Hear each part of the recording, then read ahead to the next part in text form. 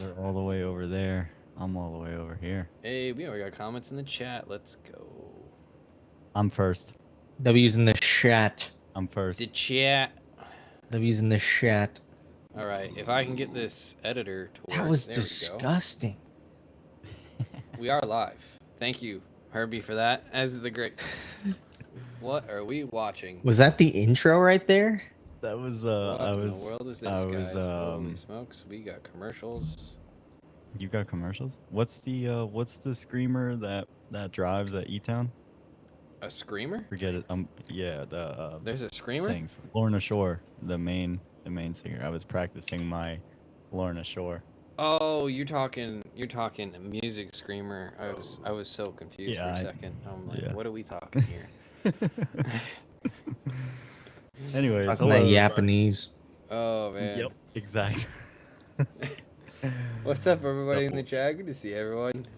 This is gonna be fun. This is gonna be a fun episode. I'm excited for this. Got 20 people in here already. Look at that. Man, y'all are insane. Y'all are wild. Oh, man, Seattle. That's right. Yeah, Seattle's such a good time. It was so good. You didn't make it out there, right, Brandon? That's right. I did not. No. Yeah, you missed out. I'll be honest. It was loser. Don't. Oh, my mic needs to be louder. Fine, I'll make it louder. It's a little louder for you guys. You'll be okay. It's I think it was $800 or $900 to fly Rob out. And I think I was $600-700 to fly out. So 6-7. Yeah. I can't remember the exact price, but it's Seattle's always one of the most expensive rounds. I don't know if it's just the airport or what, but I don't know. It is what it is. So who knows? Well, that's why media always seems to be pretty light at Seattle when it comes to number of media guys because of that, though. Because like if there's a round that's like too expensive to go to, usually it's that one. Yeah, but it is like the prettiest, one of the prettiest. Great weather. I had some of the worst sunburn now from the greatest weather of courses that we were at, which is crazy.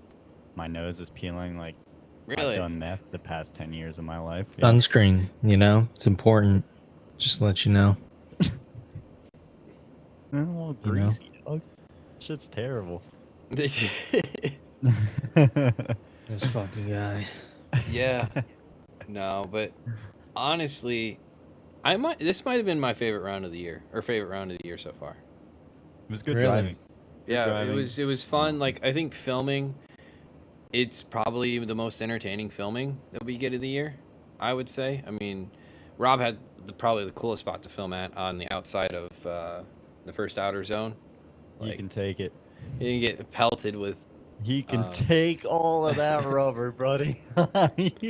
When I realized, like, I was like, oh, wow, I'm going to run the live stream. I'm not going to be on the bank, which is like, I'm like, I'll get rob shots, whatever. I'm like, and I won't get covered by rubber, baby. Or have to put out any forest fires from James Dean absolutely shredding. Up on the bank, at least, like, last year. Right. While homeboy, the fireman, just sat there and watched me. Hey, man, you should get a job in this. Yeah, buddy. What? He would like be so high on the bank that a piece of rubber actually flew off, and it was so dry last year that when it landed on like the dry grass, I'm like still shooting, still panning on the tripod, and I start to hear like crackling, and I'm like, that's kind of crazy. And I see out of the corner of my eye that there's a fire starting. So I mean, I finished my job, but then I quickly stomped that bad boy out, and the fireman that was sitting over to my right, just sitting there, he's like, wow, you did a really good job. I was like, yeah. I'm like, you got a fire extinguisher? He's like, nah, they didn't give me one of them. I'm like, that's what's up. That's what's up. That's what's up. That's good. That's good. He did nothing of any bit of saving. I honestly, it was pretty funny. I have no qualms about that, man. I probably would have done the same. Yeah. Yeah. Honestly. I mean, from the one complaint I have is we used to be able to shoot basically at outer zone 3, a little past outer zone 3, so they come right at you, and we couldn't do that this year. But Other than that, dude, it was a good time. Weather was awesome. I got to run the stream myself for like half the day. That was cool. That's the most I've filmed of driving at all this year, was like a session and some seating 16. So it felt good. Herbie got to go hang out with all of the drivers. And everybody made fun of you for it because they were like, wow, he picks the nicest round that we have that you can go and fuck off. Yeah, notice how I did that. Yeah. You notice how it was perfect weather, and I was like, you know what? Maybe I'll go stand out there. Maybe, you know what? Actually, darn. I had a good time now. It really, like, because I haven't been on grid in 2 years. Yeah.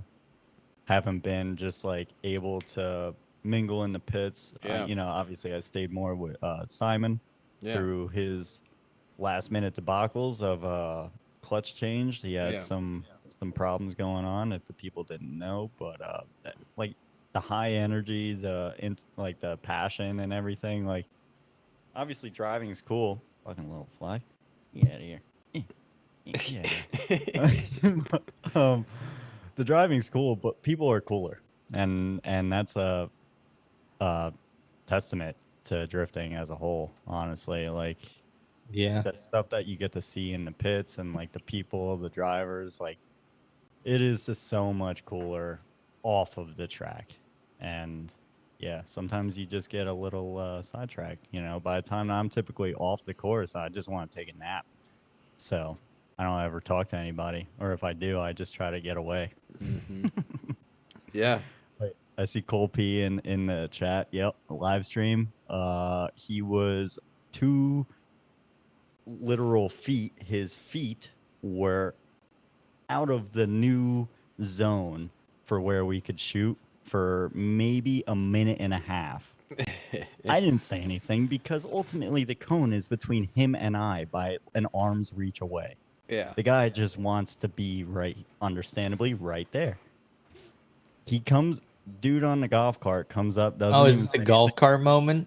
Golf cart moment, and he's like, what, like, are you, like, basically, are you fucking dumb? He said something in terms of an F-bomb. And yeah, not a suggestion. Nice. Anthony remembers. Solid, dude. But yeah, that was ass. I forget your name. You're an FD staff, but that was really terrible of you.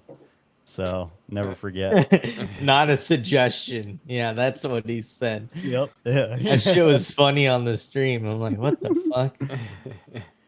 I heard Nate Chenka call Hannah son to her behind the bleachers. Eye drops. Sure. It was meth. Nate Chen sold Herbie meth. That's what keeps me going. There you go. But anyways, yeah, great weekend. Minus some of the controversial calls. Yeah, they the judging was interesting. I mean,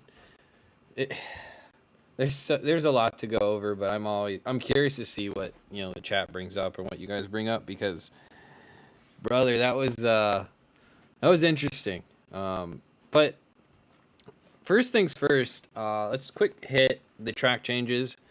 Overall, drivers liked it, especially the outer 2 and outer 3, making that wider, I think, helped a lot with that section of the course. So they really like that change. The last outer zone too. Correct. They changed some decel zones and stuff, which James had a funny comment about, because it was him that asked, like, that pretty much made that call, and everybody agreed it's not a bad call, but then that's what ended up screwing him in the butt. Yeah. Right. Yeah. But he took it like a champ. The last outer zone was a weird one to me. Not completing it all the way around really made some things turn into interpretation calls, and it started with seating. Friday. Yes. Yeah. Friday. Because Wataru should have won against Odie. Or Odie should have lost against Olsen. Yeah, because, like, the finish line was so far away, and their quote in driver's meeting, because I watched that, was, because it was painted last year, so we just left it the same. I'm like, but you took 30 feet of the fucking zone away. Yeah. So you're gonna keep the finish line the same. And then Saturday they moved it back. So yeah. Well, interesting it's stuff. weird because they had the actual outer zone before the actual finish line. So like you said, like it left a lot up to interpretation, and a lot of dudes interpreted that as just rolling burnout. Some got dinged and some others. Yeah, I know. That was the weirdest part. But first thing, I want to give a driver shout out to Masayama. Brother, man. That was awesome. Sick. Like, brother man. He had me nervous at 2 of his runs. I thought he was about to kill at least 3 media people. I was safe, but I'm still recording, watching him straight line, beeline right into the crow's nest media bunker because he was dragging ass up on the bank, and it straightened him out, and he just came in straight last second, tapped e-brake just to like skirt around. Yeah, like practice watching on the live stream, like the practice of him like testing where the wall was and like getting up there and not totaling the left side of his car was crazy. I'm like, how are you doing that? How are you doing that? It was crazy. Yep. Yeah. So great driving from that guy. I hope he comes back. I don't know what the plan is with that portion of their team, but at this point, like, bring him back. Let Daigo take his time, figure out his shit, but let Wataru rip, dude. That was sick. Like, that was solid, and he's such a positive spirit. Oh, dude, I love his glasses. Daigo, dude, I saw that, like his in-car with the driving glasses. I'm like, those are sick. Those are fucking sick. Yeah, CFC said the drivers meeting was so heated. I didn't actually watch. I forget that they live stream that. That's how all of them are. Like after like the first 15 minutes, it's just like a lot of what ifs of perfect scenarios, and then it's just a bunch of people chatting and yapping, and then Matt Field's like, "Why did this happen? Can you give me the exact reason why?" And each of you get. And that was one of the things that was pretty funny. It was like it was the seating bracket run against Rudy and Brandon, and why whoever lost, and he's like, I want each of the judges to explain why he lost. And I'm like, makes sense. There we go. Well, to be honest, that call was interesting. I didn't agree with it, but I'm curious. That's one of it was crazy because seating bracket had a bunch of stuff I didn't agree with, and we were because we were live during seating bracket doing like a little POV of it. And, like, I was surprised how many calls I got wrong. Because I would try and guess and say which way I was leading. And I was like, dang, I guess I don't know what I'm talking about. I don't think anybody would have been able to bet about what they thought they were talking about during 90% of this event, honestly. Oh, it was rough. I don't understand. A lot of people don't understand. It's just like for an average fan, I couldn't imagine what this was like overall, seating bracket and main event. No, it's just interesting. But let's go ahead and let's start with seating bracket, because there are a couple battles that I think would be kind of cool to check out and see. Just have to switch over the second screen. This is not seating bracket, that's top 16, so I gotta change what I'm doing. All right, second screen, and then what is the first kind of battle we want to watch? Oh, hold up. Oh yeah, Loco brings it up. Rudy lost to Brandon because of the little late wall tap that apparently led him into the wall. I agree with that. I thought he was led into the wall. I forgot. Yeah, I thought Brandon was led into the wall. That judging call I agreed with. From a stream perspective. Yeah, well, give me a second. I have to change my stupid display capture because it's on. Come on! What are we doing here? I know, dude. Rookie mistake. God damn. They're seeing. Oh my god, they saw the desktop porn. Oh no. Oh. Oh no. Oh, it's over now. It's over. Well, hope you guys the enjoyed the last Buttfucker episode. 3000. There we go. Last Tuesday, guys, we did say Brandon was going to win and Odie was going to forcefully take second. And I think that he definitely didn't perform at his highest standard to get first. He listened to me. He saw that and he was like, "Yo, you're so right." And then he lost. And then he lost. It was like, well, fuck do I know? You know, I'm just sitting in my room. Oh my god, get premium, dude, or ad blocker. What are we doing here? I don't think they make ad blocker for Macs. Do they make an ad blocker for Mac? Probably do. They got to. Robot mode. Yeah, beep boop beep bop. Beep beep boop boop boop boop. What I found interesting is you get a guy, Derek Madison beats Castro in this, but then Castro gets like top 4. Fourth. Yeah. Yeah. It's just wild how some of these events go for guys. Who is this? Yeah, Federico. Didn't Rat Dan put it in the wall? Yeah. Do something crazy.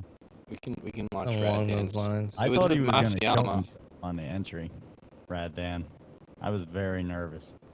Oh yeah, because you were telling me about this. You were telling me that Rat Dan almost like totaled his car on entry. Yeah, he didn't get it like set to go into the bank until it was scary. Yeah, so he like taps the wall before he gets to enter.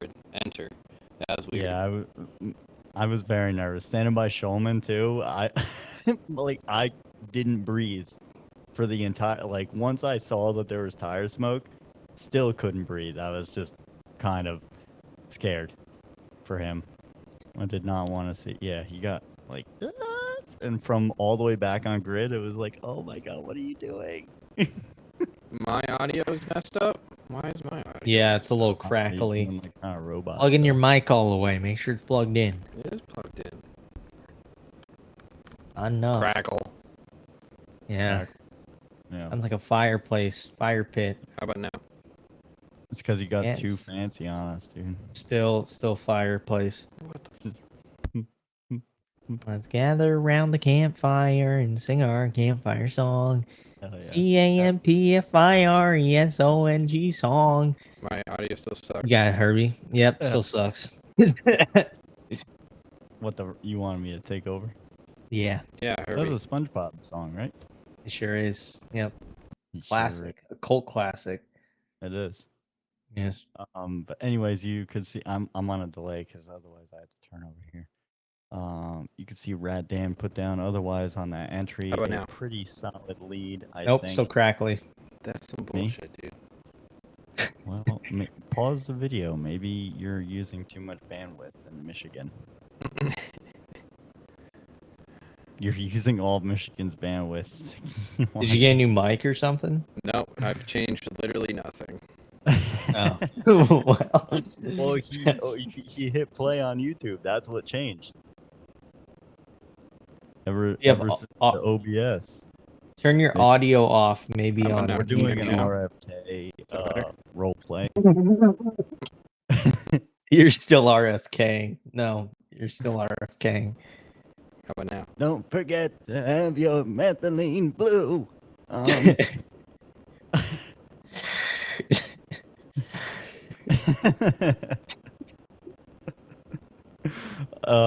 Yeah. Anyway, Masayama got the win on this one. Pretty straightforward. W-Mans. I was hoping that he was going to podium in the seating bracket, but that's okay. That's all right. Wait, did he? I don't remember. No. Did he get third? He did not. He lost in 8. Who got third? Who got third? Someone did. Simon. Simon did. Simon, that's the one. Yep, it was a Simon, Odie, Brandon. Right. Which is kind of crazy because that would be like a podium in the actual event. Yeah. You know? Yeah, honestly, the seating bracket was going crazy mode. Who is in the seating? Oh, wait, no, I thought Osbo was going to be, which I thought was going to be crazy. No, he's not because there's going to be 33 drivers. I think if we capped it at 32 and we just made it... Nope, still crackly. And if there was 32 drivers like in total in the series, and we had it where you lose in 32, you go in the seating, or 48 drivers, because either way it's the same thing. Make it a lot simpler, and it'd make for more interesting seating brackets. But you know, I think you should have 40 drivers. yeah. People need to get sent home. That's what I'm saying. 48. So then if you lose in 32, then you get back in the seating, like what Pro Spec was last year. Yeah. I thought you meant just we need 32 drivers. I'm saying either 32 or 48, because those are the two formats that are like, if you lose in 32, you go into the seating bracket, no matter what. There's not like a random number draw or anything like that. It's just, it is, well, there is a number draw, but in main competition, losing whatever. What this guy said. Yeah, 48. for sure. Messed up. No audio. Oh. Have you even tried to pause the YouTube yet? There we DFC Fire, unplug the mic cable and plug it back in. That's a good recommendation right there. I did already. He's a real IT guy. Pause the YouTube video. Terrible? Well, Yes. Like got stuff going on. You got pops and stuff. He's popping. It's like popcorn over there. Okay, if I stop the YouTube, does it work? Better? No. No. Let me switch. How about now? Is it better now? Yes. Now we're cooking. What the Maybe it's the window you're sharing. Are you sharing the window or are you sharing the browser? Maybe that's it. Nate's actually 86 years old. It's true, though. I mean, I'm sharing a display capture is what it's called, or a window. So it should have no effect on the audio.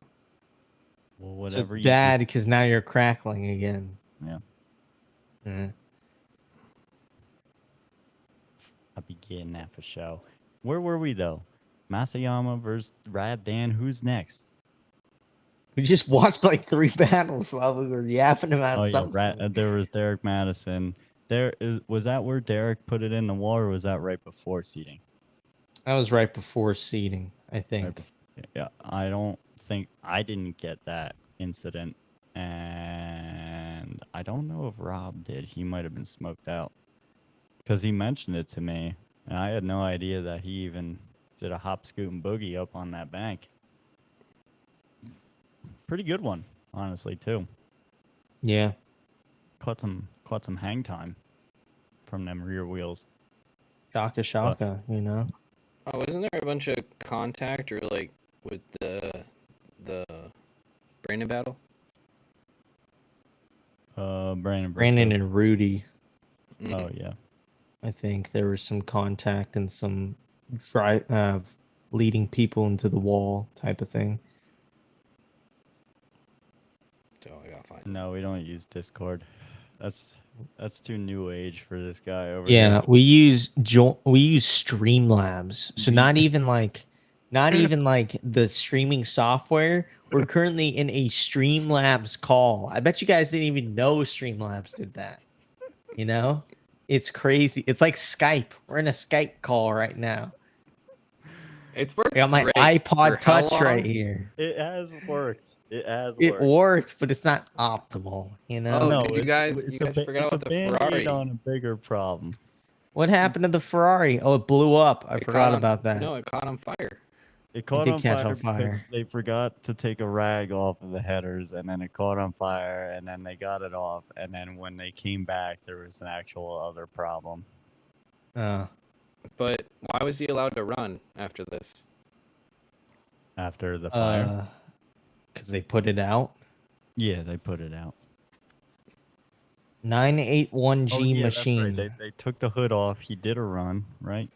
Yeah. Oh, shit. That's like if they pull up to the line type thing, and like it took the same amount of time as if like the bumper was hanging off and Sopa was like, God damn, this damn thing won't come off type style.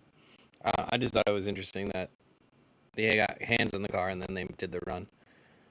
He needs all the extra help he can get, so if it means that we all got to take a minute or two to let him, he's still gonna lose. New idea, Fetty. He should take like Ferrari techs in like training and then take them out to FD rounds. That would be kind of smart. You know? So at least they're like trained well. Anyway, besides the point. Bad whatever. He was close on that initiation. That's a pretty close tandem, actually. Now that I'm seeing it for what the people were saying, from Federico was at least like a paper away. Are we not streaming it in the chat? We're just gonna be a little delayed here. Oh, are you not? Oh, you're not. You can't see it anymore. No, we can't see it anymore now. Do I still sound? We're watching it. He's all robot. Bit. He's all delayed. Beep boop, beep boop. Oh, the lad. I have the Sorensen battle out. Yes, I'm watching that. I see that one on the stream. I'm watching. On the live stream. So whatever everybody else is seeing, this is like how the judges must feel. Yeah. We're also seeing live. All right, we got Brandon Sorensen leading Rudy Hansen here. Okay, doing great. Absolutely dialed in that outer zone. Tosses in a little bit of abrupt angle into that next zone. That thing is twitchier than I'm not going to say what I was going to say because it's not appropriate for YouTube. Kind of misses the inner clip a little bit. Rudy dropped 2 tires there. Didn't realize that in that transition. Dropped that front left and the rear left. Well, getting into outer zone 4. Oh yeah. Amjax 11. Discord really needs to be a topic of discussion in the next board meeting. I agree. Why? What's wrong with Discord? No, he's saying we need to move to Discord. Oh. Needs to be brought up in the next board meeting. Well, we'll need to have a board meeting. Great, usually. Why? This works great. It sounds like you're near a campfire. No, this is how I would imagine Elon Ma would sound like up in a in a spaceship. I love you. Spaceship. I have a Dicktown Discord. Okay. No, we're not doing that one. Yeah, we are, because we have 15 tiers. We have the best audio quality and the best video quality. Test. Excuse me. Better. So this right here, this is where people were saying that Rudy led Brandon to the wall, and I do. Okay, I guess. Oh wait, no, never mind. Never mind. Nate leaving was on stream, and I forgot that was 30 seconds ago. My bad. Oh, did we talk? I'm still watching on the stream. My bad. So yeah, this right here, that was definitely Rudy's fault, in my opinion. Really? I think he led Brandon to the wall. Was Brandon hit? Can you hear me? Like, is it bad?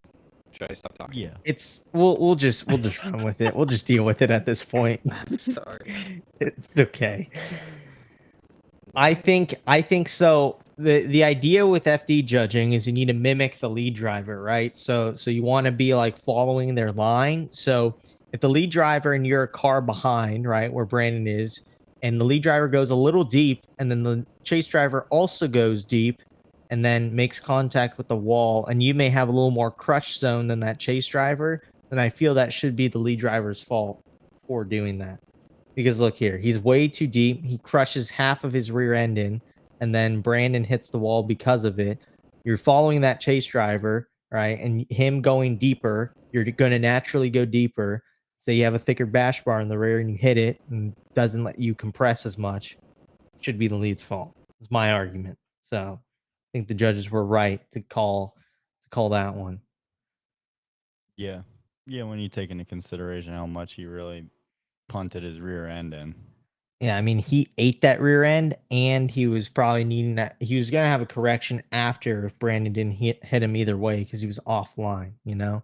Yeah, even with the small tap from, well, it's not small. The hit from Brandon, like, he would have been a little shallow, I think, on that inner clip. Yeah. Or I do think crazy style. I do think them moving that wall back wasn't the best decision. If they kept it in the original spot, I think that would have been better. Because it felt like naturally that would feel better because you're kind of extending into that outer zone 3. It doesn't feel as natural. as if it were in the old place. Like you could see it on the ground, you know. I think it would have been just flick it over, nice and over, pull the e-brake and get into it, you know. For sure. Yeah.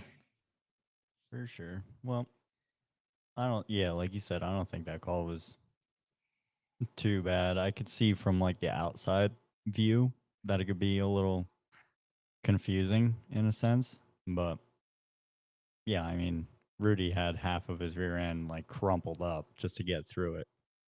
Yeah. I mean, yeah. Like think of like, I don't mean to compare apples to oranges, but like drift masters, they don't want you, like if you have crumple in the back of your car like on a wall, that's like you get dinged for that. So I feel like there's nothing blatantly saying that in the FD rule book, but I feel that should be common sense in drifting where, you know, your main structure and you have the outer structures. If you take the outer structures out and you could still have your bumper supported and you can have a bigger crumple zone and your fucking like your bumper is coming into like where your cutoff point is and your main like crush point is and you're still going, feel like, you know, if the chase driver then has contact with that, then that should be your fault because A, it doesn't look good, and B, you're giving yourself an advantage when it really isn't, you know. I agree. See. All right, well, that was one controversial call, we'll call it. Boom. Already. Because it kind of was. Yeah, I agree. Kind of was. We got Understandably. some more in here. We got some more. Yep. And that's just the beginning. In the beginning. He's still trying to figure things out. Is he It's frozen? okay. He's looking up another controversial call. Oh, yes, this was controversial as frick, dude. You need to go back more to Wataru's lead. I think Odie chased first, I want to say. Yeah, here we go. Right up on that. Wataru drifts so good. Proud of that guy. Drove the wheels off that car. Definitely showed what could be done with that chassis. Yeah. So here, a little too much angle and then pulls out a lot, almost straight across the finish line, which, you know, flag on the play, not good. Probably shouldn't be going straight across the finish line. Right. No, we're rocking now. But Come on, say something again. Yeah. Loud and clear. Clear. Nice and clear and crisp. No campfire.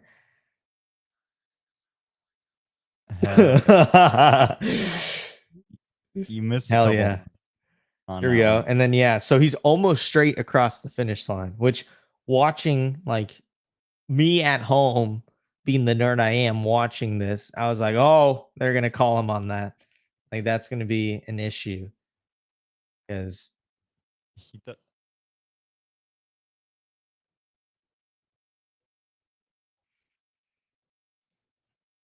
yeah.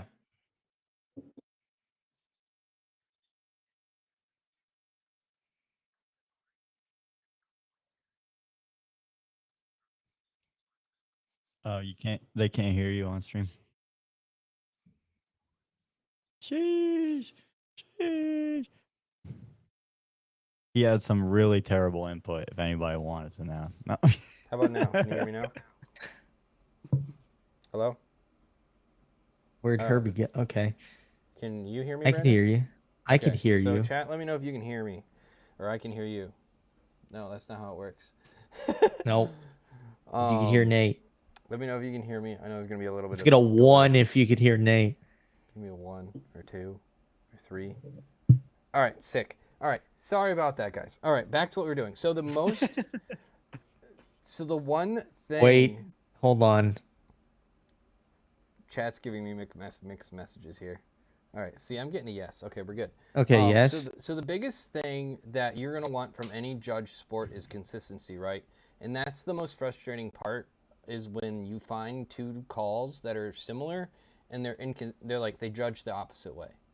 So keep in mind what they judge at this, I guess, battle. They punish Wataru or Masayama for the brief straighten that it is. And if you want to time it, it's not very long. It's literally. We'll see if we can kind of like, I'll try and count to see how much he's straightened. Turn the mic up. I will turn the mic up just a little. I don't know. All right. But also, so let's time Odie on this run. Or no, sorry, it's Wataru that straightens. Yeah. Let's count.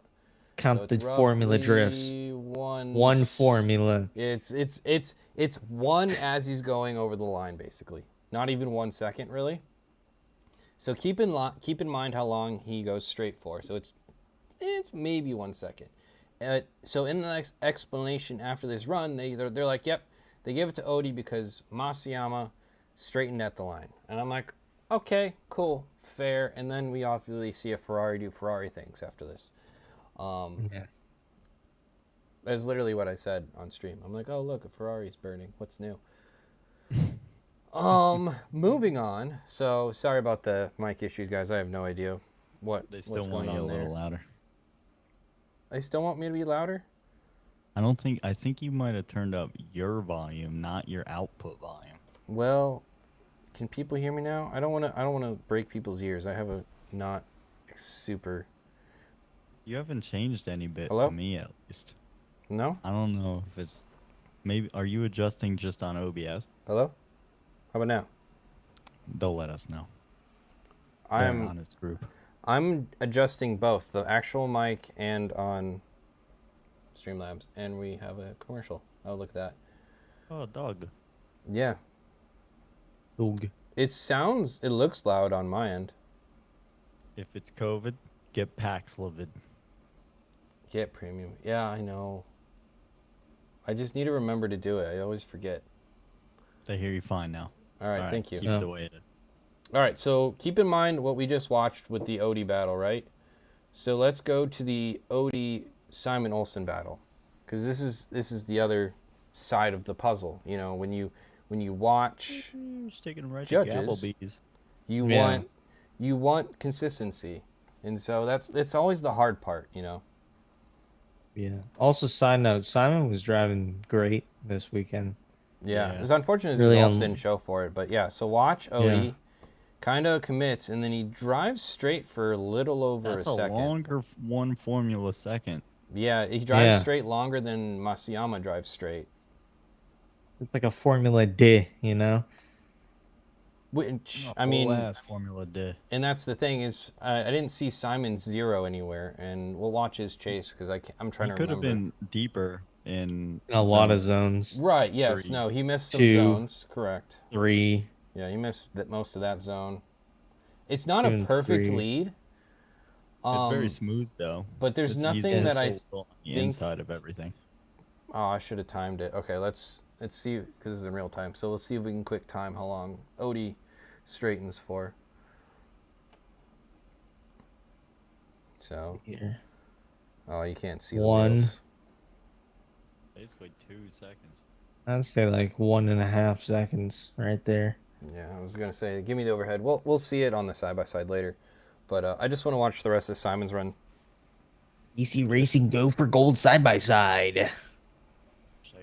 Is that the company? The thing is, I think so. I love having Reese as a judge. I think even though his calls are always different, for the most part, I feel like his calls are more spot on. But yeah. This whole that's a big very wobbly coming off from Odie. Hits that zone better. Olsen. He does hit the rest of the zones better. So that's I think why he got the win was because he had the better lead overall compared to Simon. Mm-hmm. Also he drives pretty straight at the end of that lead as well. Yeah. But I am it was the chase that I know that they were having issues with was the chase. How straight he was driving. I am happy they moved that zone Correct. forward. So if you want to reiterate, the changes they made from Friday to Saturday. Because this is Friday. Keep that in mind, guys. Yeah. Before they did shorten the end of the track so that you didn't have to extend the drift as much. Yes, crazy. which is like, good. They knew that they were wrong, and then they couldn't go back on it. Yeah. Who would have thought, you know? And then they added a decel coming off the bank, which you didn't really need to, but people were floating their cars most of the time. They weren't necessarily decelling, but they definitely were not accelerating. I mean, you have to. You can't just can't go off that full pull. I mean, you could try your damnness. I mean, LZ did. That was gangster every time. LZ all right, was, yeah. That made me bricked up a little bit every time you get off the bank and you just huck all the angle in it and still full on. I'm trying to do it on a Seto last night. I'm like, I don't get it, dude. I was doing it on the Seto last night, dude. I'm gonna quick time Odie real quick. So right about there, 1 miss 2. That's almost 2 seconds straight. Cody said he counted two Mississippis. Yeah. So I mean, it's just like, if you're gonna be the only thing that we want as fans is to be consistent. You know, like we want to understand if you're gonna give one reason, because the judges didn't give a reason for this win after the battle. Like they didn't come on and explain anything.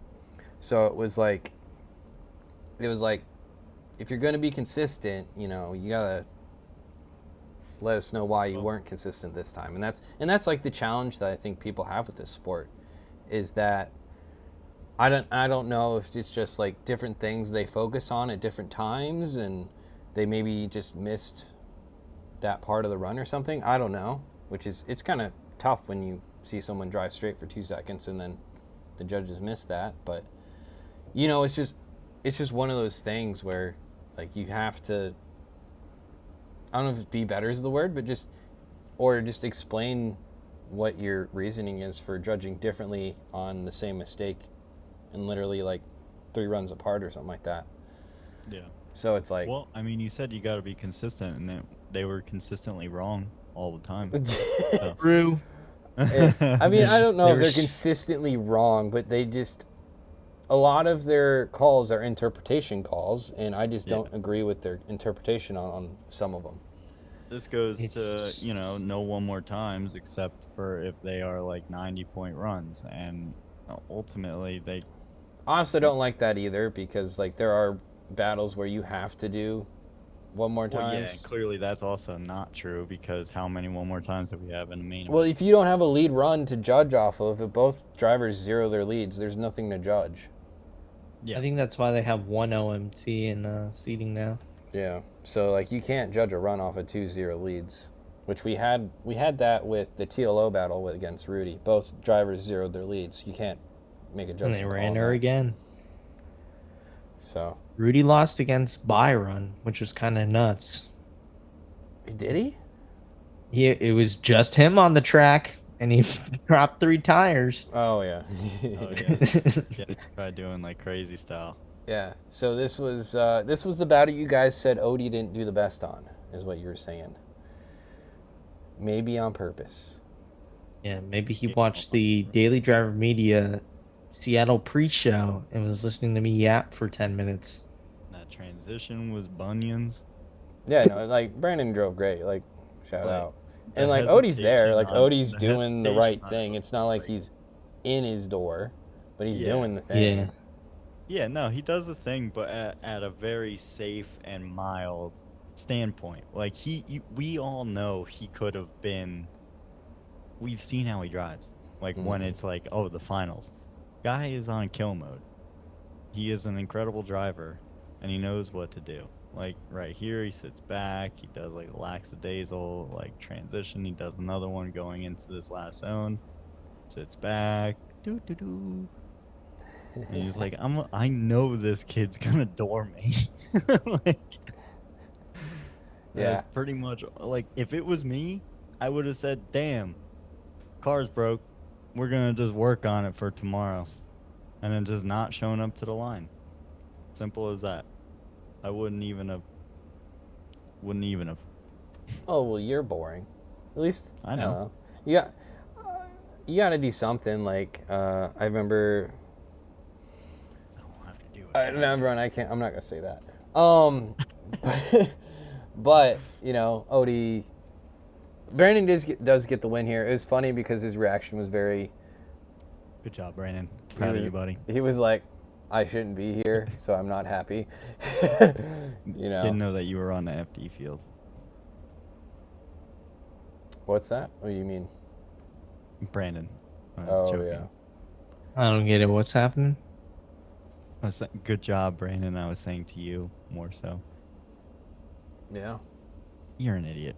You are the worst. This goes back when I asked you to. Oh, shut your bitch ass up. All right, James Dean Kengushi. Here we go. All right, we're watching this. Look at that chrome blue nose. Top 32. What were some battles that you guys wanted to check out in top 32? I saw in chat Novak versus Jones, the multitudes of OMTs. People want to talk about that. Brother, okay. I mean, that's gonna. Brother, that's an hour. I don't think we gotta watch all of them, but we could go over a couple of them. Yeah. I love. Okay, Cerise killed it this weekend because there were so many interviews, and I think they filled that time between of nothingness very well this weekend. I think they executed that very well. Did she have a lot of like screen time? Or yeah. Yeah. Uh-huh. Okay. And then I did see that she was also doing like reels and stuff, like doing her normal like Cerise style, like quick, like fun things, which is a nice alternative. I love having Lorette. Some good testing, you know. Yeah, it's nice that FD also is, you know, in a sense growing with that. So that's good. Yeah. I think that's good. That's what I like about Drift Masters is they always fill time with things. There's not a lot of dead space. Gosh diddly darn. Yeah, you wanted to learn about Verizon, right?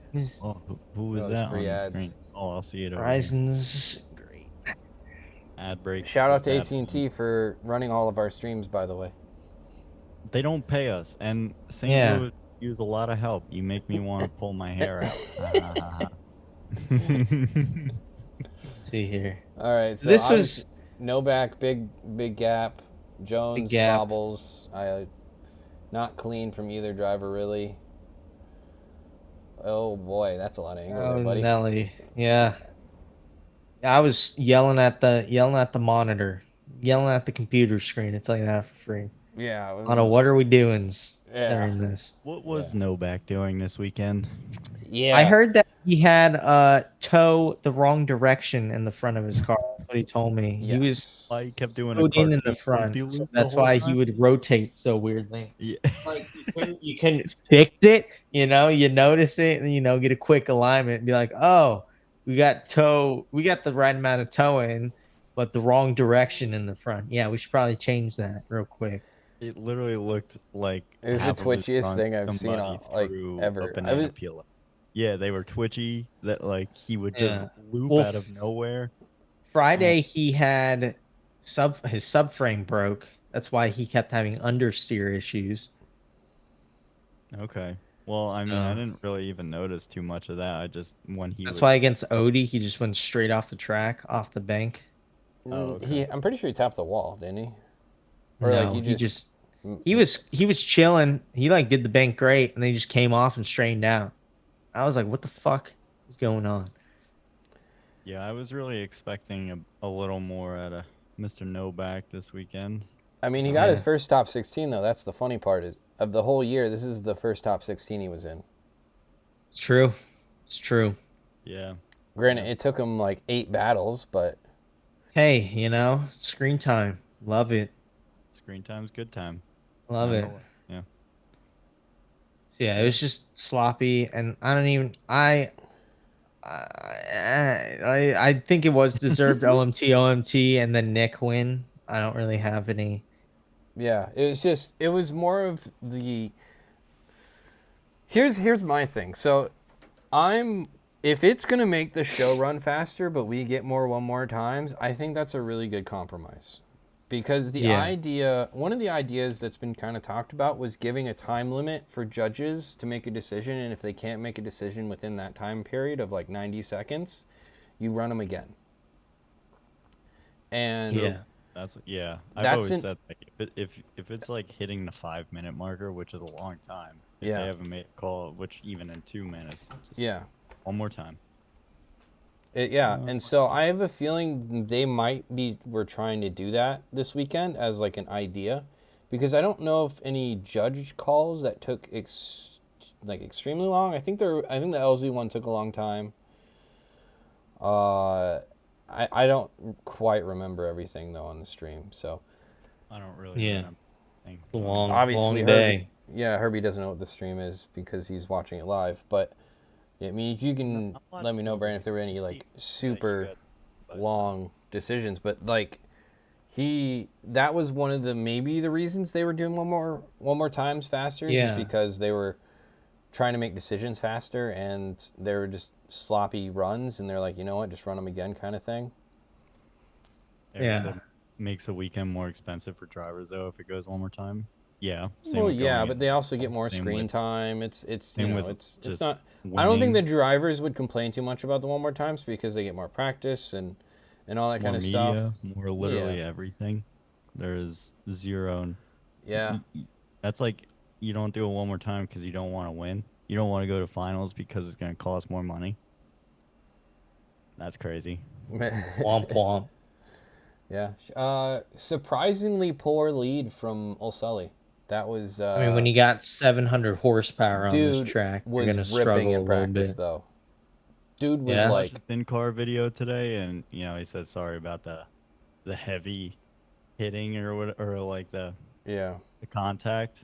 And when I saw this live, I was like, damn, he purposely hit him. I was like, that is like, like a low blow move. Like when they came through into that last zone and he transitioned and just absolutely kind of like smacked the shit out of him. Who are we talking about? Then I saw the in-car. What are we talking about? Sully in his chase? Masayama, in the chase. Yeah, I thought it was very intentional. Then I saw his in-car. I was like, damn, no, that thing just gripped the fuck up, dude. Yeah. That was what like 740 horsepower looks like, quickly gripping up and attacking. Well, in practice, I thought he looked really good. And that's why I was saying surprisingly poor. He was. Because in practice, he was looking like a real problem. Yeah, he made just a silly mistake in his lead. Ultimately, he knew he was down he basically lost right there. Yeah. But overall, the rest of his runs, everything else, I was like, damn, he could do it. And that's where, like, over horsepower, like, 1,000 horsepower isn't always the move. It's just right. easy. But what I think about 1,000 horsepower is it helps you get out of bad situations. Yeah, you don't gotta do as much stuff. Like, he's got to play a whole tap dance thing down there to keep the car where he really needs it. It's gonna go significantly faster because it's not just melting the tires off as quickly as a 1,200 horsepower RTR is.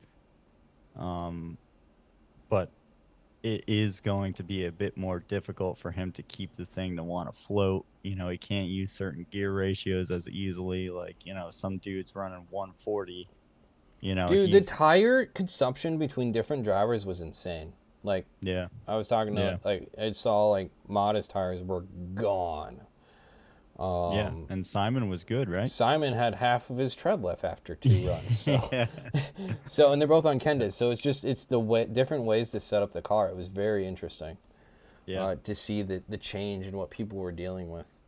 I think Adam.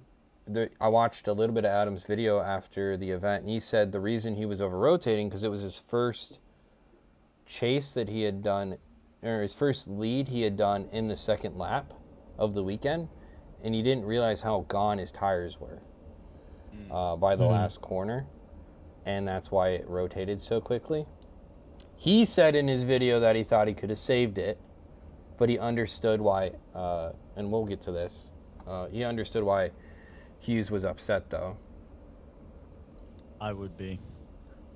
You were. Oh, look, another OMT. I would have performed Marty Dom up in that We're going to watch tower. Blink ads real quick. Isn't this just... Like, that would have been Call of Duty 4 Death Streak Marty Dom. Or no, that was Modern Warfare. too, right? We don't gotta watch all these OMTs of Nick and Jeff. I think we get the idea. Get the idea. Nick Jonas. Oh no, it's you know, Nick one dude. I thought we had Nick Jonas in the chat. Honestly, dude, shout out Nick Jonas. Nick Jonas, they just did a show at the MetLife. They went. If anybody's a Jonas Brothers fan, yeah. I'm not. It's just that the MetLife was my. Sure, home. You aren't. Anyway, shout out Connor Shanahan. You know, making another lower horsepower car look right at home in Seattle. Pro Spec S54 BMW on a big bank. Mm-hmm. Oh yeah, and we did get a casualty. Well, speaking of casualties, we did lose everyone. Oh, there they are, back. Dmitry Brutsky did get. But I think he lost an engine on Friday, really, and they weren't able to get another engine. It was just his first few laps in that car were terrible. Dude. Oh, 100%. They were so bad. You guys are back, by the way. Yeah, thank you, dude. Thanks for letting us know. But right, so what the irony was, Dmitry lost the engine in his pro car. I know. But couldn't drive because he drove during warm-ups in that car. Yep. So he couldn't switch to his backup car anyways, but then his backup car was being used by Connor. It was very interesting. I feel like Connor would have just told him to go fuck off too, because there was probably some monetary value already exchanged, and it's nah, brother, this is the deal. This is the handshake. Which I briefly talked to Connor on the car, and he said it works. He's like, it's not bad.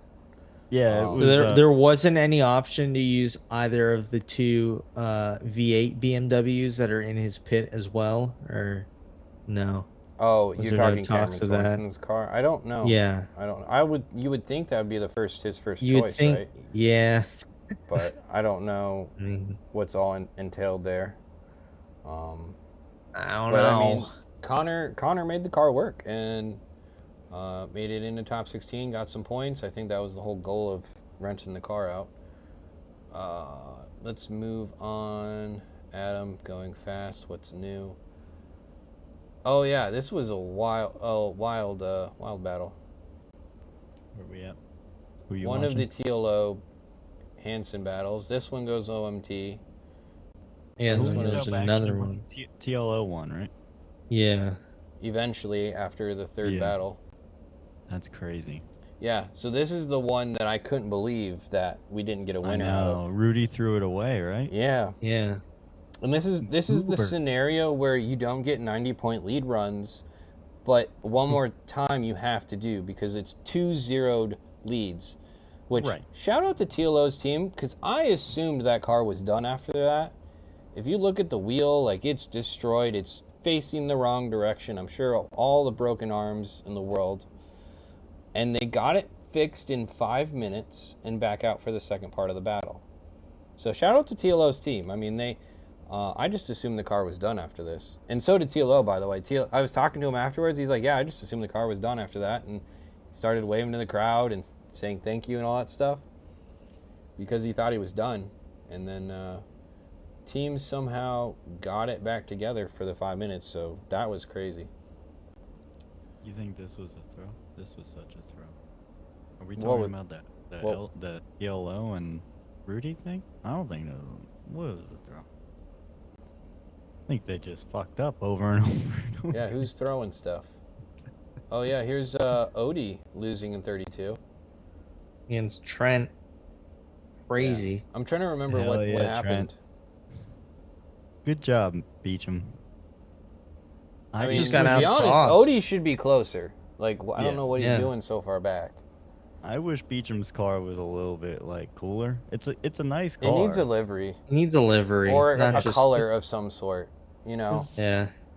Put that old, like, even the silly Mustang design he had. Camo shit?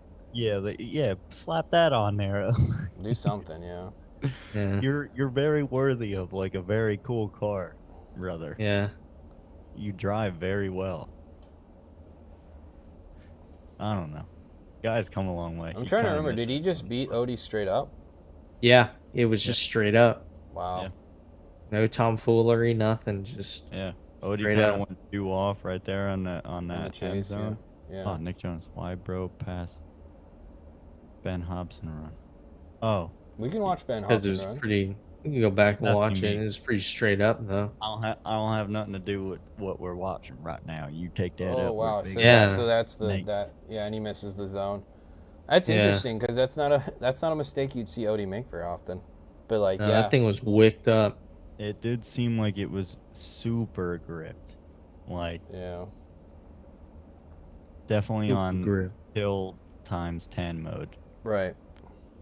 Yeah, But B-John no, was it's like, all right, not a problem. He straight up. wavered like a ton. But... Yeah, I can see why Trent wins though. I mean, it's pretty cut and dry. All right, we wanted to see the Ben Hobson battle. The Penn Hobson. The Hobber Dobber. You know, talk about a guy that's kind of getting to some pressure to him. That dude right there. Because I'm sure RTR is kind of hoping for some results. And these last couple losses have not been because of the car. Or at least not all of them. Yeah, you know? this one was definitely his doing. Yeah.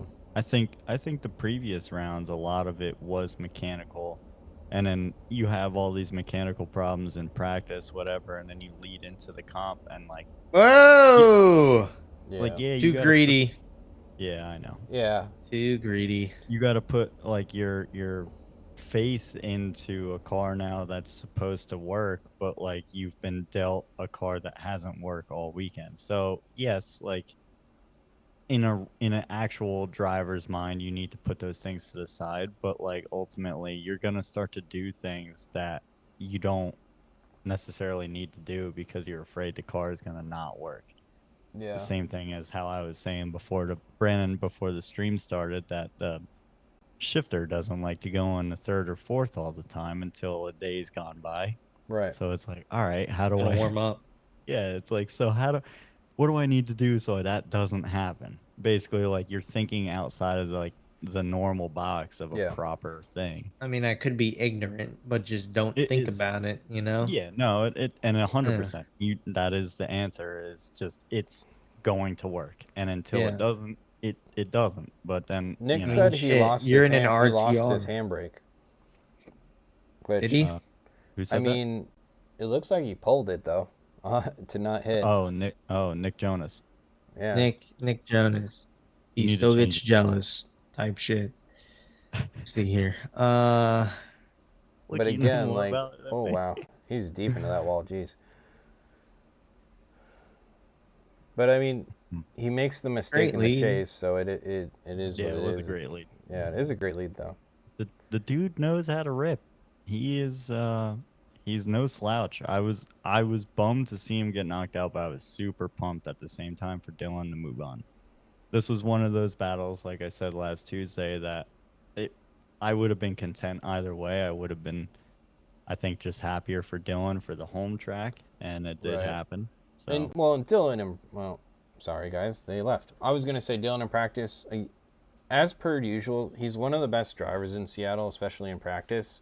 So not a surprise that he actually made it all the way to the top.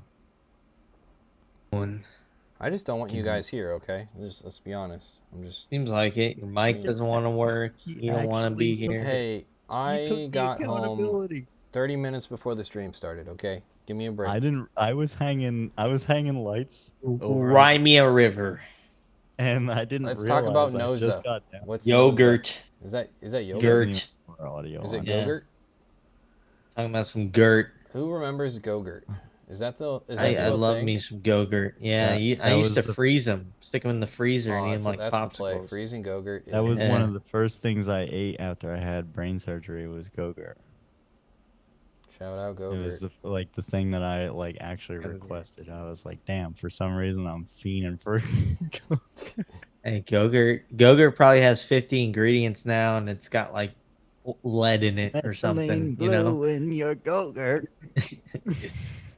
They're putting lead in the Go-Gurt. Oh yeah, there's Rudy going 3 off. Yeah. And doing weird things. But yeah, so I mean, obviously you go one more time, and TLO takes it on the last battle. Oh yeah, here is the other. This is the biggest. It was probably one of the most important decisions in the season. for the championship this year was this battle. Yeah. Who's like this? The I can't really see Stookster it versus small. Stookie versus Osbo. Yeah. Wow. Stookie got lucky.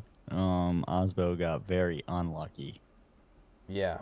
Well, I mean, was it a driver error though with the misshift? I think I shouldn't say he got unlucky. Yeah, I think he made a mistake and goofed. Yeah. Done goofed.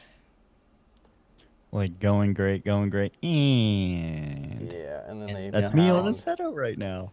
Yeah, makes sense. Checks out. It's like, oh my god, it's neutral. And yeah. So it was pretty unfortunate. I mean, I talked to Stookie afterwards. He's like, yeah, I transitioned, and then all of a sudden he was not going anywhere. So hard hit though. But they both got their cars back out on track for the rest of the battle. But Stookie didn't zero, and that results in Osbo getting the win.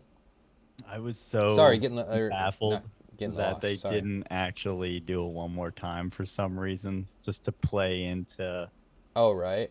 The whole I genuinely was like, there's no way they're gonna give it to Stookie. I'm like, no shot. And then they did. Like they should. Like I thought that, it was clean cut and that Osbo just fucked up, even though Stookie was like, really not great in the chase. Yeah. It wasn't a bad chase, but it just wasn't like, like a wow chase, like wasn't what. Yeah. I mean, and not for nothing, Stookie was struggling all weekend or all. Which he's said in the past, he's always struggled at the big bank tracks. With mentioned how much I hate when we say weekend when it's a Friday Saturday event, when the event doesn't even start on the fucking weekend. That was one of my Herbie side rants of of the event. I was like, I really hate when people call it the weekend. Like it's just an event. It's a Friday Saturday. You're getting old, dude. Chill out. Relax. A couple of the Nitto boys going against each other. Yeah. You don't tie your teammates on their NT555 G2s. Yeah, they have too many fives in that name. You can tell Yogi I said that. Well, no. You should just call it 2 the fives tires because it's a long name. They should call it the tires. Yeah, they should call it the Whippy Boys. Kind of grippy. I just love. I watching the trunk just fly away. Just bye.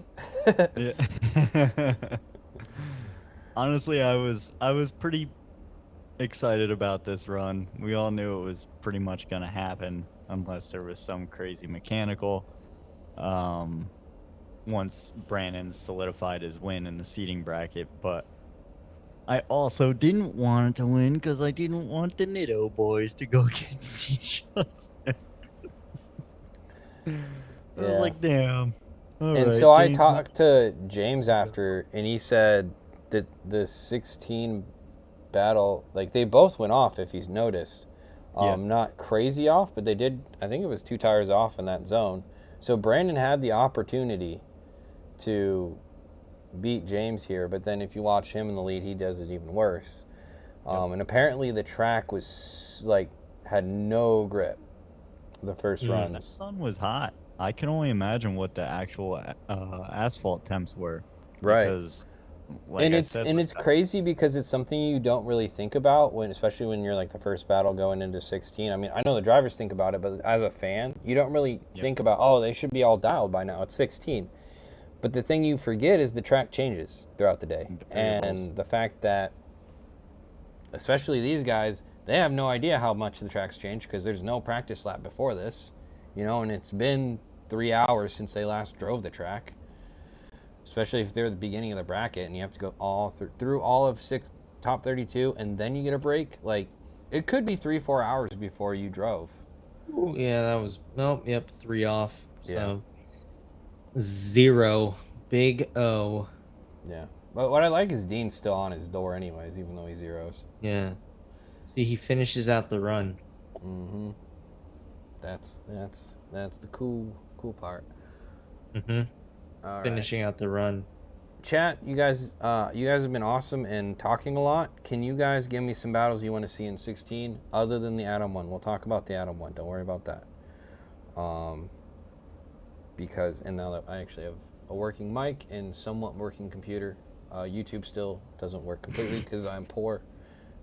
Yo, anyone want to 80% ass. They get all their music from artlist.io and they only choose Stomp Rock. Like, yeah, CFC just said, "Don't talk shit about Sweet Home Alabama Big Bass Remix 2025." Yeah, I was watching the stream and there was like music and it was like some girl like yodeling or screaming or something, and I was like, "What in the hell is going on right now?" It's just like, it's crazy because it'll start off, it's like, "Oh, this is an old, like, this is a banger." And then all of a sudden it turns into like a techno ass remix from some like 13-year-old that just made it on Fiverr.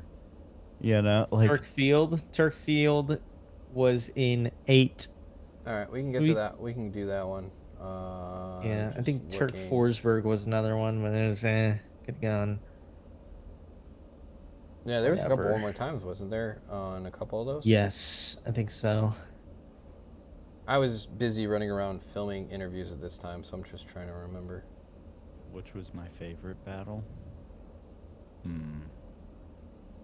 Probably none, to be honest with you. Yeah, nothing really sticks out to me. Yeah, sorry. I can tell you my favorite driver of the weekend, and that was Masayama. Yeah. Just because he came. Because if you guys remember when Masayama was here, he was decent, but he wasn't driving like he was this weekend. Like, dude was on people's doors, doing great leads, like, super impressive. Yeah. Herbie, I think your camera froze. You're frozen on the thumbs up. Oh, yeah. Every time he does the thumbs up, his camera, like, has a connection, and then he has got to redo it. I have all the stuff. I'll be right back. Oh, so the Manoa, when does Manoa tap the wall? When he gets to rechange his tire, let's talk about that rule for a second, because that's some baloney sandwich. I think pull up the rule book. Well, I don't want to pull up the rule book. You can do that. I'm fine. I'm finding it. I'll do it. But what I'm saying is, okay, in chat, I'm curious on your opinion on this.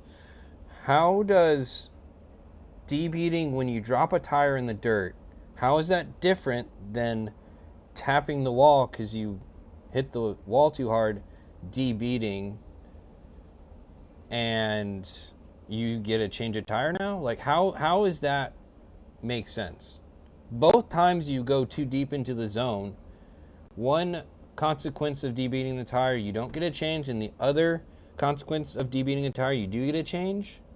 Like, how is that a thing? Like, we had multiple guys that changed their tires, you know? If a debeat occurs on run 1, the tire may be changed using a competition timeout if the debeating has occurred from rim tire damage due to contact.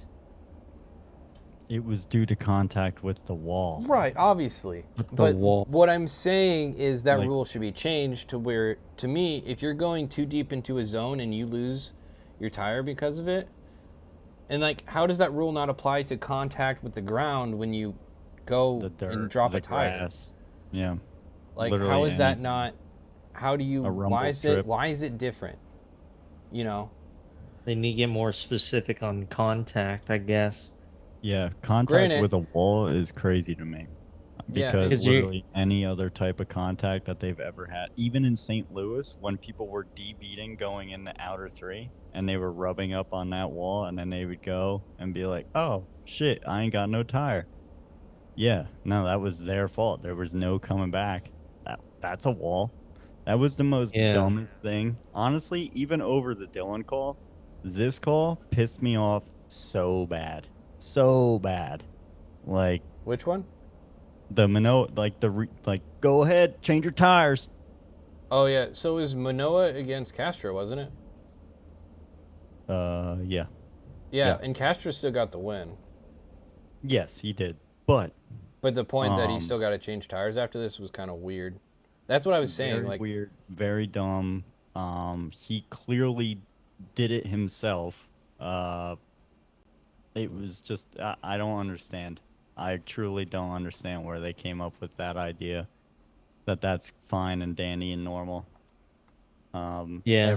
Every other event this past year, if you debeated, it's clear as day. You debeated, you lost. I think it's if like after I wish the they track. just get a little specific. Like if it's a DB with another driver, then yeah. But if you hit the wall in DB and like you fucked up, Yeah.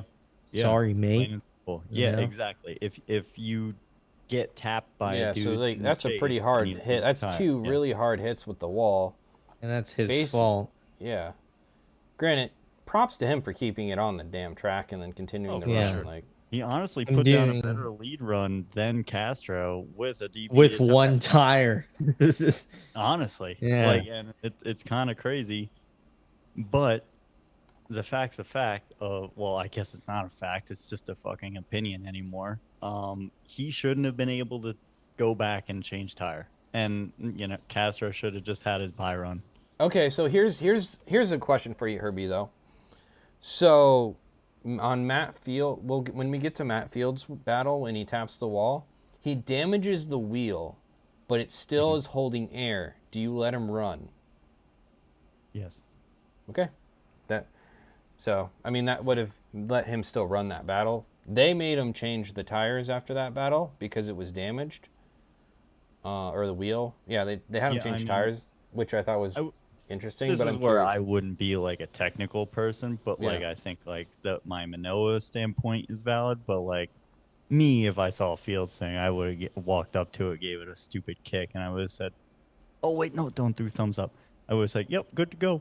To be fair, I know the chat saying a lot of things. The rule is to prevent low tire pressure, not contact. They've always been consistent with that rule.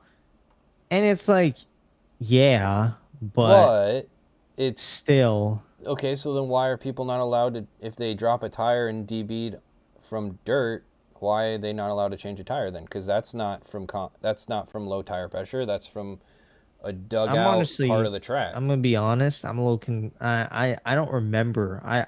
Now I'm thinking that they do allow that. I honestly forgot. There was like Bystrack.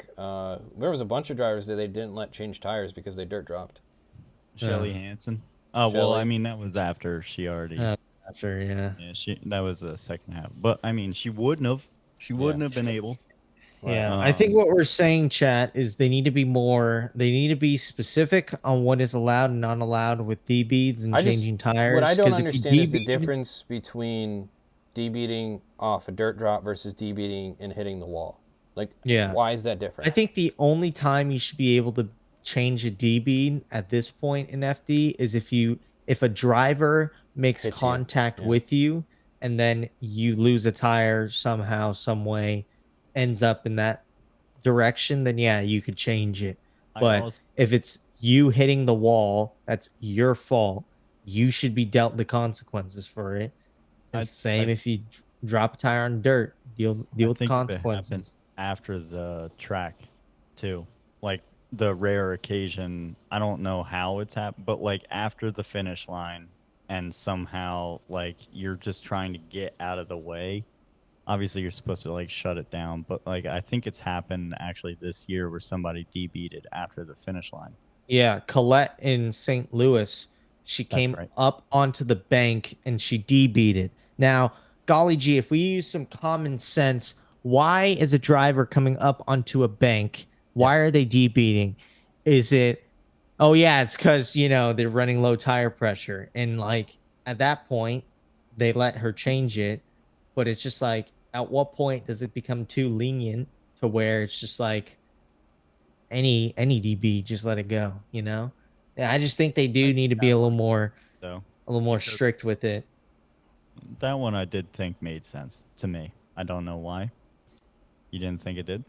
No, because you ran low tire pressures and you drifted in an area the judges told you not to drift in. That is the finish line there to like.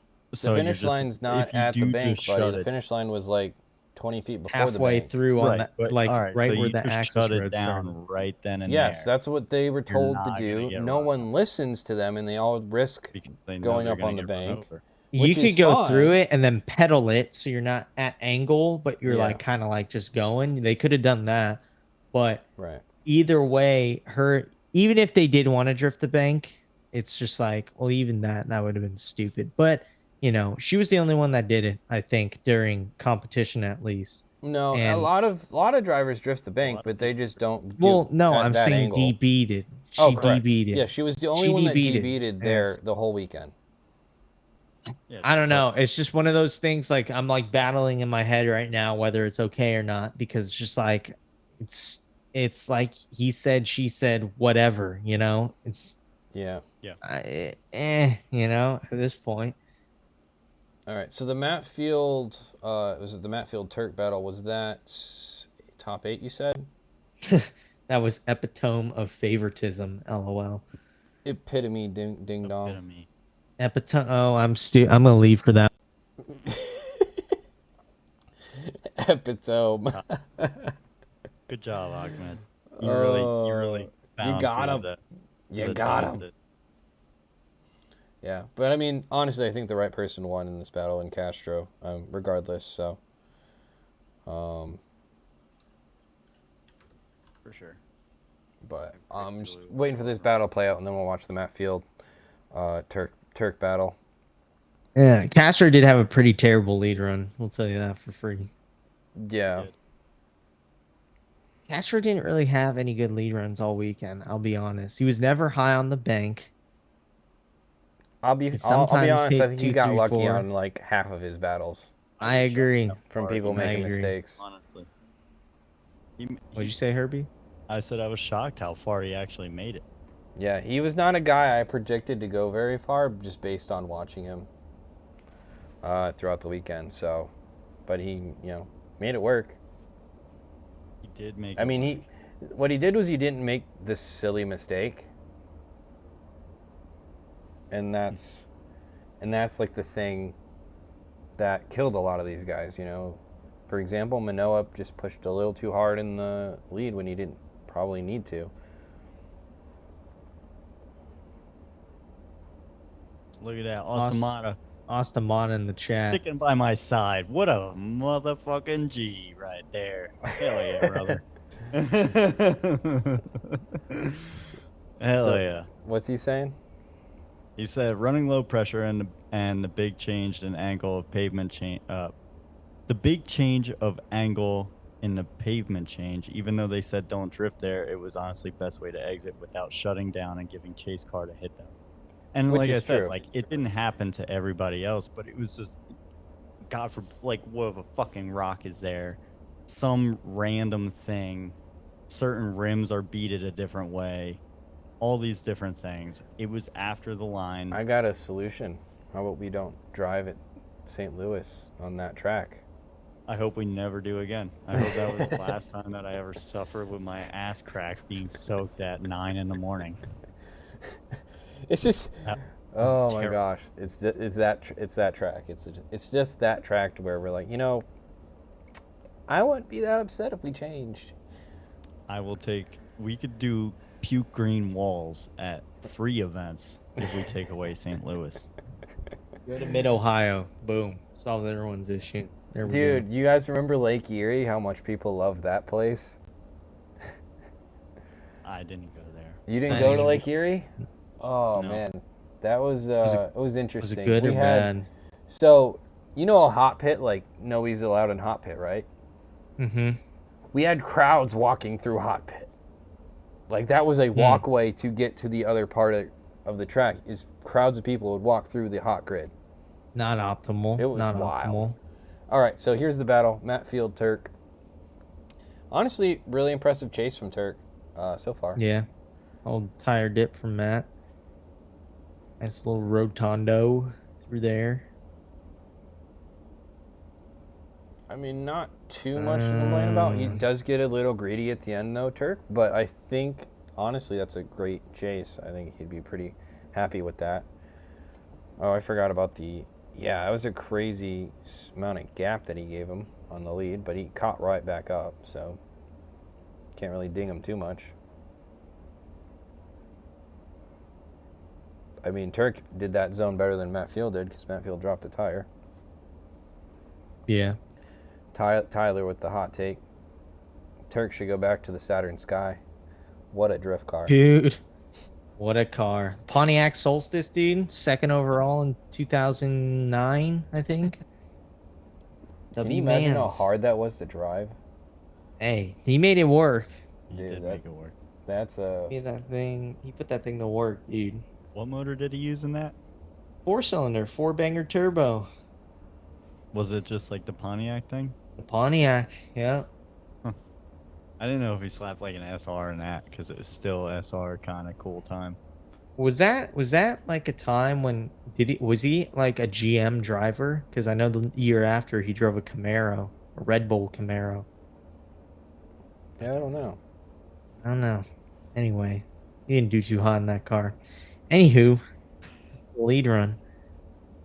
I'm just saying. So the biggest thing is the angle that Turk has on the bank. 2009 is not a lot. 2010 was the Camaro. You were 10 years old. I was 6. All right. Why would that be? Yeah, it's a year to forget. You couldn't remember anything. I was tisming out a few years ago, looking back at old FD stuff. All right, I saw Turk drove a Camaro, and I looked back at it. All right, watching back the history. All right, so this was a one more time, correct? I think it looks like a one more time, or it should have been. Okay, so one judge. So Reese went Turkey for Turk, and then it was 2 one more times.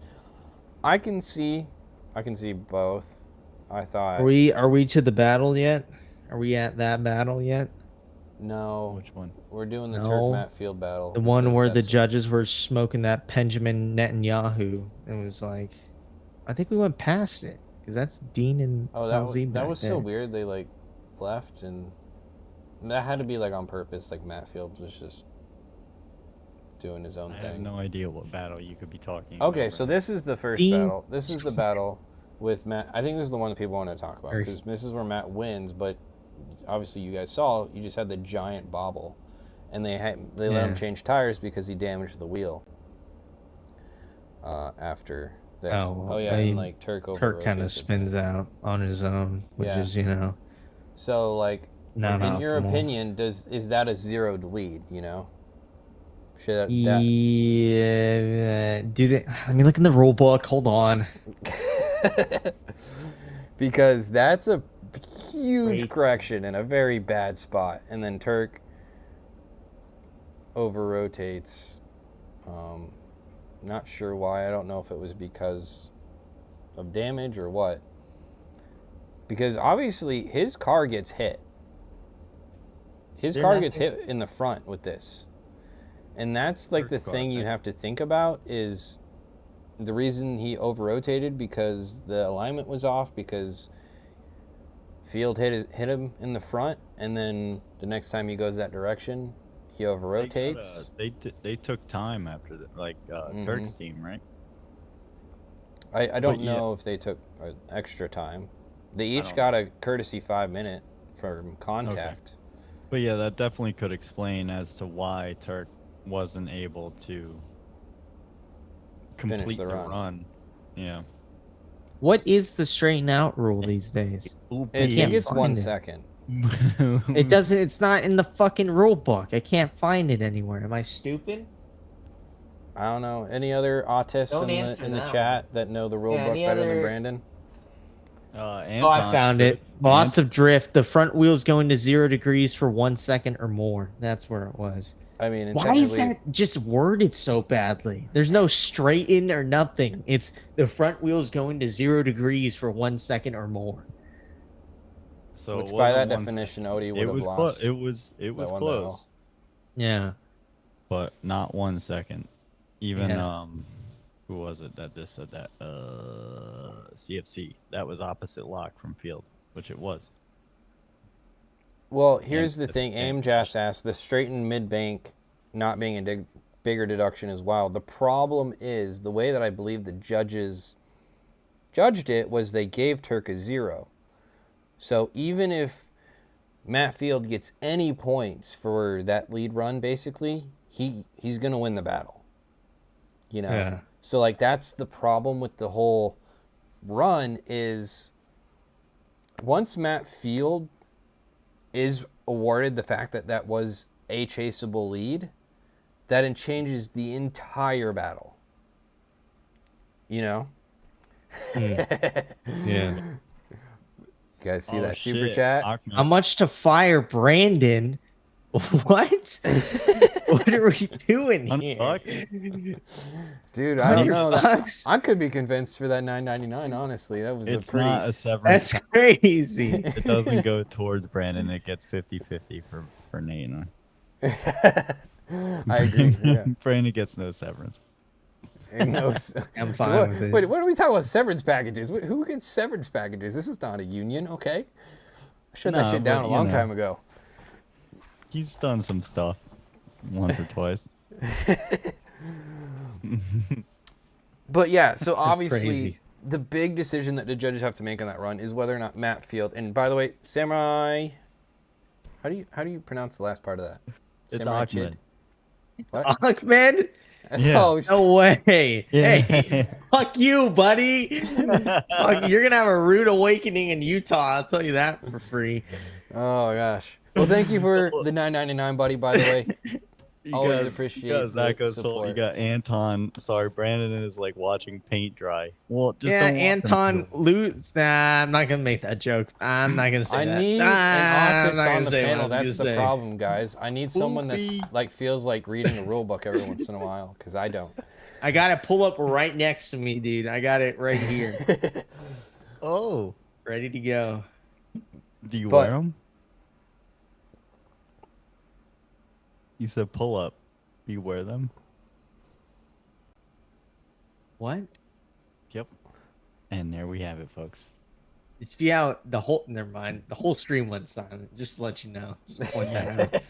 Because you're a baby. Tough joke there, bud. Tough crowd. Even Nate doesn't know because he's traveling too much. He forgets what taking care of his kids. Yeah. I'm just curious. So we'll just say who wins Field Turk, just to see what the chat's saying. Since obviously we did just watch that battle. It's such an interesting argument because it's like, do you blame Field for the content? Because there's so many ways to obviously look at it. Either the first question is, does Matt Field zero in the bank? If the answer is no, okay, but you still make contact with Turk, which possibly messed up his alignment, causing him to over-rotate in outer 3. That's the next part of the debate. And so apparently, according to the way they do this, is they say the Turk spin is on him, in that Matt Field doesn't zero on the bank, according to how they do this. Or like statistics say, based on how they judge this run, which is interesting. According to the rules, technically it's not a zero.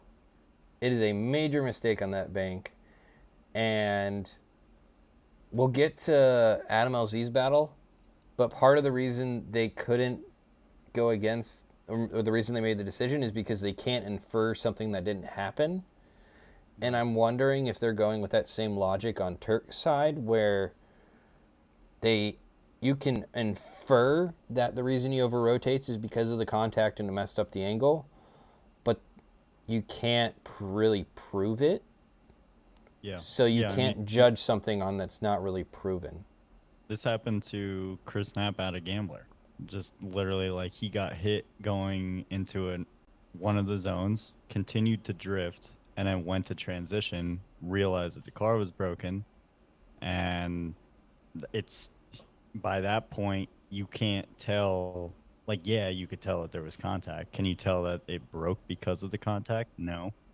And then, when he transitions and it just washes out, it's like, oh, damn, like, car was broke, but Was it really because of the contact? Was it hard enough that it broke the subframe? It's just a lot of what ifs, and you just have to kind of call it as what the hard evidence really is. And that, like you said, this is one of those scenarios, and basically even Dylan's, where you're just taking into the realistic variables, the theories, but you can't really use that when it comes to judging, unfortunately. Yeah. Fortunately, and this will be the whole conversation when we get to Adam LZ's battle. But I think you can infer a lot more on that battle. So Turk should have just spun out. Ultimately, if Turk spun out, yeah, but that would be a very, very bad place to spin out. Obviously, on the bank, you don't want to just start looping it. And, I mean, if he did spin out, like, that would just be considered a flop. Like, there was, like, the way of the angle, like, there was no way of a spin out right there. He just got dealt a shitty hand. That's judging. Yeah, and so, as you can see... Ultimately, I think Field won in the end. Yeah, like, so he does... They one more time that battle, which is interesting. But, so yeah, here's, like, the rematch or whatever. The second part. The second battle was pretty cut and dry. Yeah. Unfortunately, just Turk didn't have the pace. I don't know if they like wicked up the field or Matt Field wicked up his BMW or what, but it was definitely a different battle. But so we did do a poll for that first battle. Interestingly enough, 68% said Turk should have won that over Matt Field, the first battle. And yeah, I could see it. Yeah, I mean, I understand where people are coming from, and and this is one of the things that's kind of hard, makes the sport hard to be passionate about, because there are scenarios like this where emotionally you feel like the right call is a certain call, but you can't make the right call because of technicality, you know? Like something isn't proven, it's not on camera, you know, stuff like that. And I mean, you're always going to get that with this sport, but it's just one of those things. Yeah. Way she goes. Yeah. All right. Anything judged is just, you leave it up to a couple of dudes up in a box that make the best call that they can, ultimately. Like, they're not out here to try to just, like, fuck anybody over. Like, that's not what they get hired to do. There's no script. Like, there's none of that. I read the script. Don't worry. There's a script. I read the script. There is no script. There's a script. Don't worry. Oh, okay. James Dean gets the win. Anyways, like... Oh, here's the Adam battle. They do what they can. Oh, the Adam Dylan. Yeah. Dylan Hughes. Listening to the crowd as Dylan stormed and his father up into that judge's box. All right, before you tell that story, let's watch the battle first. We'll watch the battle first, and then we'll start to get into that, because dude, that was interesting. Maybe if you didn't have shallow angle, you wouldn't have hit him. Okay. LZ was doing this all weekend. Hey. LZ's videos, and he wasn't doing that at all fucking weekend. Not one. They need them viewership. They need them viewers to stay. All the dick riders for LZ that he's never going to know your first fucking name is crazy. Bunch of losers. I don't care. Whatever. Judges made the call. That's the call. But all the dick riders in the comments and stuff, bunch of fucking losers. You have no idea what you're talking about. You have no idea about anything. You still ride the short bus, and you're going to continue to lick windows until you die. So, there you go. What he said. We I haven't agree. even gotten to the run yet. So I haven't even gotten to the bit yet. Hold on. All right. We want to watch this, and I want you to explain your opinion for this. All right. All right. To point it you out. can explain why FD is more of a business than a sport these days. You figure that out. Incredible lead by Dylan. nice Incredible. and flowy through the finish line. To be fair, it was a solid chase on Adam's part. LZ was close, but he was adding, you know, his twitchy. He was adding angle and weird places. Yeah. He did fuck up going into fucked up. Huge fuck up. All right, so you know Hughes does give him some space, and then he gets Closes right in there. Pops right up on. Yep. Oh, it's such a nasty flick. So gangster every time. All right, so here's where it starts. Hughes is on the inside. To be fair, now. Yep. Great. So if we look at that trajectory, LZ's not making that. Do not care. Well, do not care what she's saying. He could have, but he could have crab walk over the finish. Yeah, he would have gone 5 miles an hour across the finish line. Yep.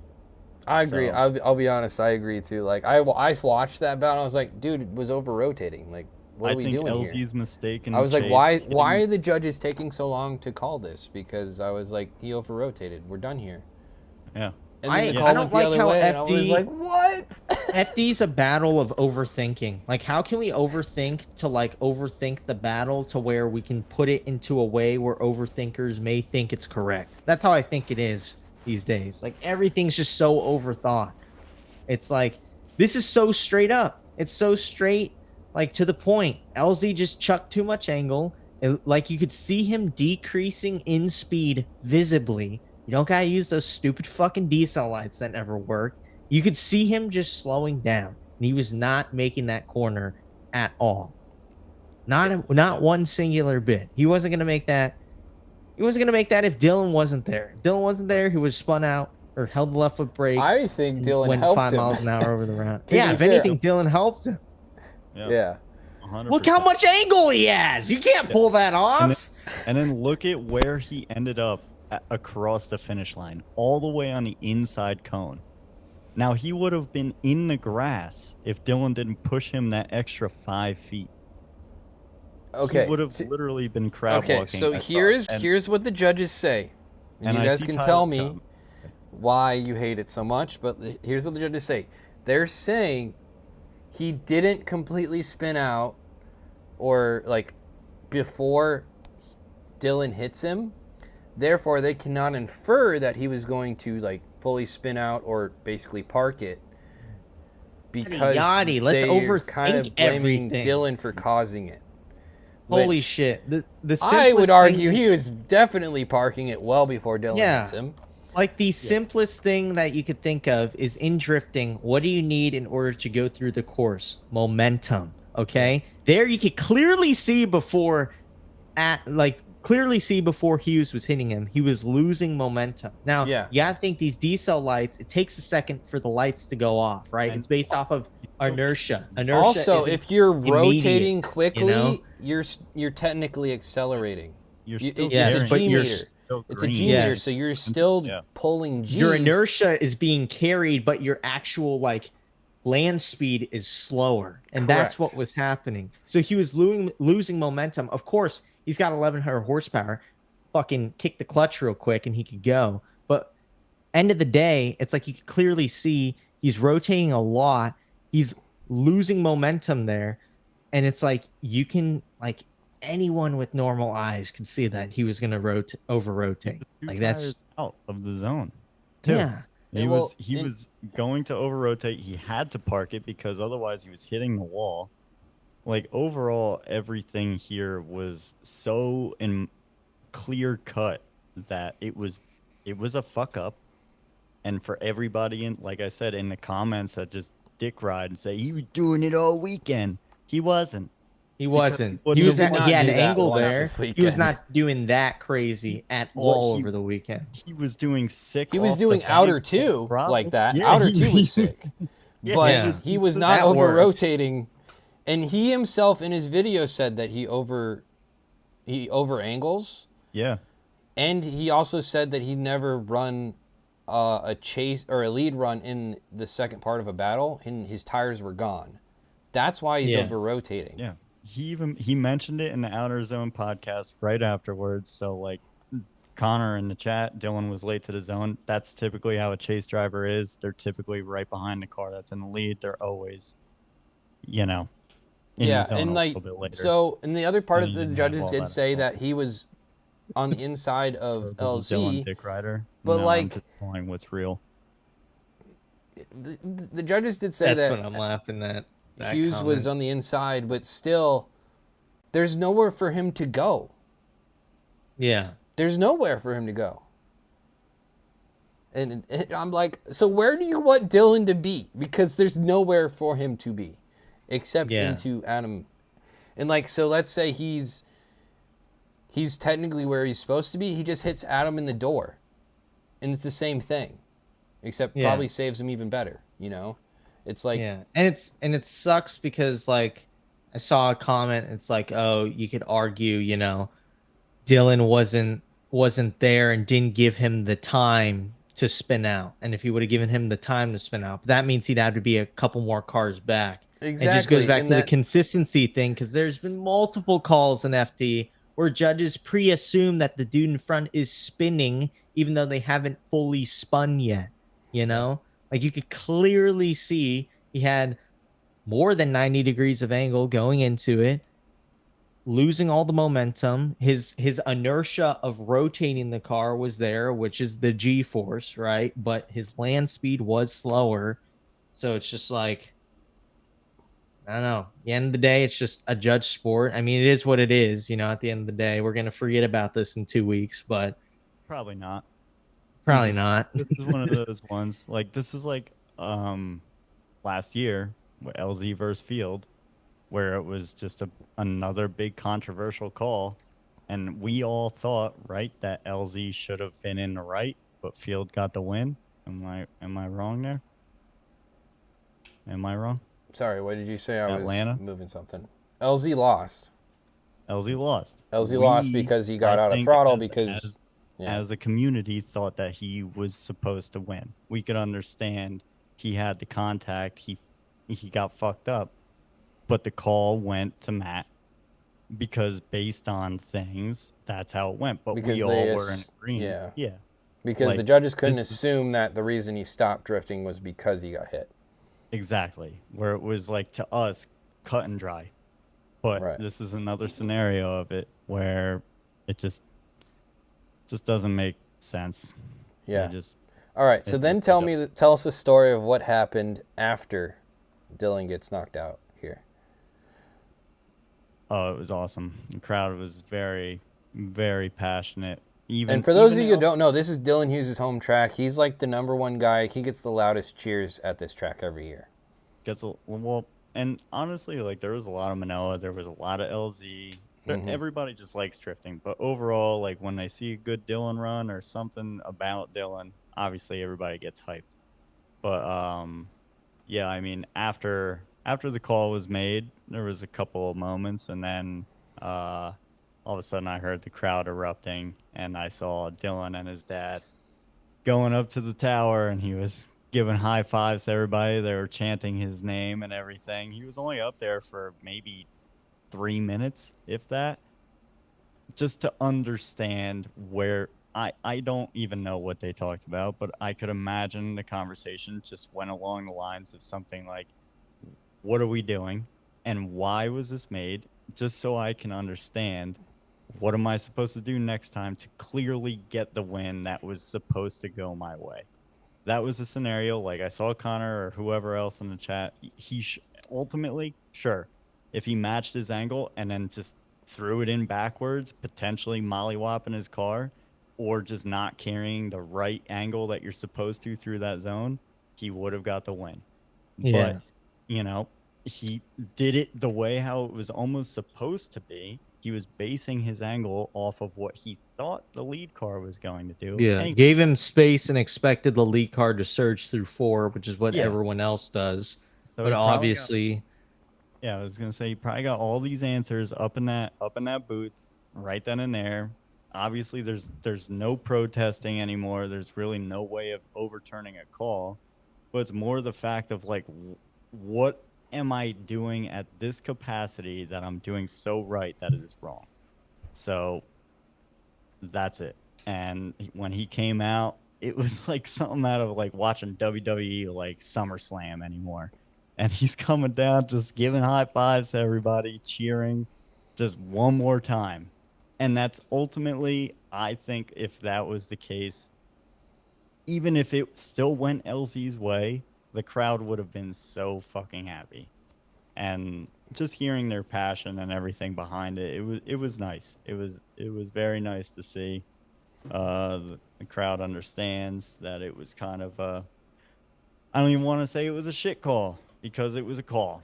It's just a call. You're gonna have to make one way or another. They made their best judgment, and to me, biased, not biased, it wasn't the right one. So it is what it is. Yeah. Yeah, it was one of those scenarios where they say they technically made the right call. I don't think technically they even made the right call, because, like you said, we have eyes. But yeah, it was one of those calls where I was like, did I really, did you just do that? Like, yeah. Like, seriously?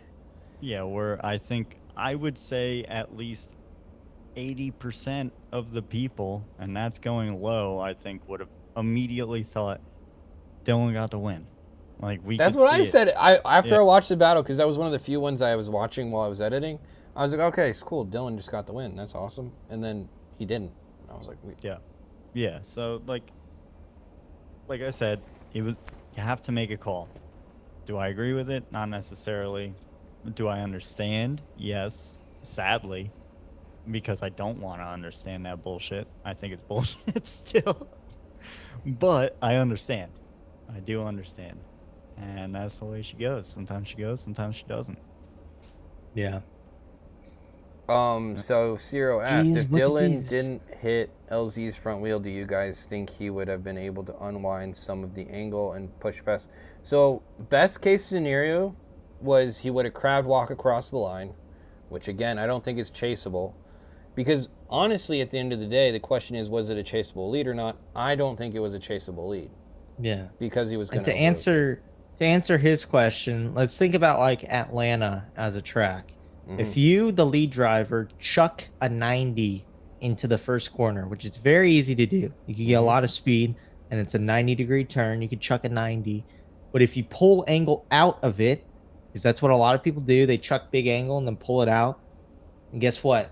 That's not how you're supposed to drive the track, and it can be deemed as unchaseable. Your goal as a driver in the lead is to set into angle, stay there, be as smooth as possible everywhere, and that's the balance with FD and competitive driving. Like, where is it where we cross the line with how much is too much of a backy? Like LZ chucking it off the bank, like, that's sick, it's awesome, and then chucking in the 3 at a bunch of angle, that's sick, and it's good because he could carry it throughout consistently. He's not pulling angle out. Correct. But that last corner, he probably would have pulled angle out, and that would have been probably a mistake. Not probably, that's a mistake. Right. You gotta have consistent angle throughout corner. So. Or if Dylan matched it, I think it would have gone the other way, where they like the judges would have seen, okay, clearly they're both going 10 miles an hour, roasting the tires, like something happened. So, and yeah. All right, we're on this battle. This is a spicy one. Yeah. Let's see this. Kachiga. Boom. Yeah. All right. Let's hear how Mr. Field flops on this one, because that's the big argument. And boy, It does not, at first glance, it does not look good. It looks like brother pulled out real easy. Yeah, pause. And I think Dean's reaction afterwards, drifting the rest of that bank, really shows a lot of it. But, my opinion, go ahead. We should watch the overhead first before we start making claims here, because I think it tells a lot. Yes. It does. Indubitably, as they say. Mm-hmm. Indubitably. The truth. Yeah, so you want 1 and 2 hits. And if you also look at the position of Dean, by the time the second hit happens, he's ahead of Matt Field as well. So if Matt Field's trying to transition, he's hitting Dean at that point. I think Dean could have pulled back. Okay, so I think Dean could have let off. I think he was in I think Dean's an heated talented enough moment. to understand where to give people space with that car, you know? Yeah. Yeah. In my opinion, I think either way, Dean lost. Even if Matt were to have continued on, still would Yeah. have gone to Matt. But Yeah, I mean, he pushed my it. argument Down. my argument is Matt not continuing is it's not necessarily unsportsmanlike, but it's like, you know, the essence of drifting is giving 110% all the time. Like we're doing something that's not supposed to be done. It's like let's finish out the run. Let's complete everything, you know? Like drive through things and that sort of thing. And driving out of it when people argue, oh, he could have hit the light pole that's 200 yards away. Yeah, okay, sure. Like he could have checked up, he could have kept going, a couple more bumps, but could have finished out the run at least and made it, clear that, either way Dean was going to lose here. Like My thing is if let's say he transitions early, hits the front end of Dean's car, they're both going into the wall and totaling their cars. That's yeah, but the that wouldn't have argument I would say happened. too. What? That wouldn't have happened. I can't see that happening. Like that Really? wasn't a trajectory Dean at all. is literally nearly in front of his car halfway through that zone. By the time You could hear off. probably Matt as Matt's getting tapped, he's probably like feathering the throttle, and then Dean being the driver he is, like when someone's feathering the throttle, you could hear them get back onto it. Yep. And he probably just doesn't get back onto it and pulls out. Like that's how it seems like. He's just like wah, wah, and then he turns over and just goes straight and goes around. So of course Dean's gonna keep going because he doesn't have that instinct of listening to Field's loud ass Corvette, pull back a little bit and get back and then back into the pocket. It was a mistake on Dean, but my whole argument is that it's just finish the run, Yeah. Like because do the run. By the way, it is Dean's fault for hitting him because that is a decel zone that he specifically asked for in the driver's meeting. So that the question of whether or not is Dean at fault for, or who's at fault for the hit, it is Dean pretty clearly. It's a big debate that everyone's having is should Matt have just pulled off or tried to continue the run. And the thing is you can argue that he should continue, and I think most people would want him to continue. Yeah. But I can see why he didn't. Variable though of like if he continues now, what are they gonna ding him on? Right. Like that is the way, unfortunately, how this has gone. Like we were just talking about how you get hit, even though it was clear that he went out of the zone because of James. But if he continued, what call would they have made? Like if something was broken and he goes and puts it in the wall later on, are they going to say, oh, that was because when James pushed him off track and he went 2 tires off, now he's, buried face deep into outer 3 going into the inner clip? Like, no, they're probably going to say Field fucked up. So I don't blame him one bit. I would have done the same exact thing. I don't care, like unsportsmanlike, not at all. He got hit twice. He got hit twice going 80 miles an hour, however fast they're doing, off of the bank. No shot. I agree with that. My whole argument, and it's purely on the fan perspective of I wish he just would have put more effort into continuing to drift there. But, there's the whole, I get it. Like, I'm just saying, devil's advocate is just would have rather have seen, an emphasis to try to complete stuff. Yeah, for sure. But like even during VDC, you get like you're floating into like an outer zone, you're about to like shoot in or something. Like your hands are pretty light on the wheel, and then if you get tapped, that shit yoinks out of your hand. I imagine. I know you have your thing turned down a little bit. You gotta watch those, protect those hands, but. It's I don't know what that has to do with anything with FD. Out of your hand. I'm saying the steering wheel. like yeah, when you get hit in the front, it's very easy to get that I'm thing well knocked out of your aware. hands. I'm well aware. Ultimately, we don't know. Did he actually just give up? Like that could have like bumped the wheel out of his hand, shook it like 3 times, and then that's why he straightens. He does initiate again just to do something for the fans. But yeah. I know he literally let off and then finished the run, but from you get the point. From 2 to 3 to interclip 1, he wasn't drifting, and that's is what it is. At the end of the day, I think Matt did the right thing. Fire. It doesn't help when they are rewarding pulling out like RCP versus Dan in St. Louis. Yeah, I mean, look at Castro in Atlanta. He literally got bumped, and then you could see it in the drone cam. He literally turns the other direction to go off track in the keyhole. Like, they are rewarding pulling out, because you need to show it's obvious when there's contact, because if you don't, it could go the other direction, So I get that aspect as well. Yeah, I mean, it's tough because, from a, like you said, fan perspective, it's like you don't want to see people just ending runs, but also you also want to win, and that's always been the big debate. But I think for me, this one wasn't one that I thought was safe to continue drifting, especially with where he was hit and where they were going to transition to. I think would have been real sketchy and could have been real bad.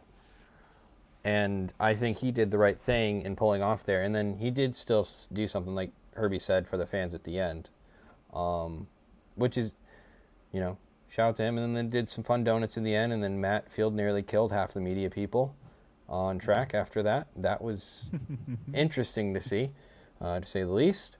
Glad no one got hit, but holy smokes, Matt decided to drift the entire course again pretty much while all the media people were out. After they were done here? Yeah. Oh, really? Homeboy was all over the place. They probably cut it out. I wonder if he got a little fine. Yeah, so let's just watch this real quick, because Matt Field nearly kills like 10 people. So look at the media people. Everyone's out, and luckily everyone's kind of staying in their own lane. But like after this little donut session, Matt Field literally goes on a parade all over the place. And it's like, buddy, that's kind of sketchy. And it's not like first gear, like going around. He's like top of 4th, dude, making like he nearly hits the track workers right there. And then, you see him going all over the place.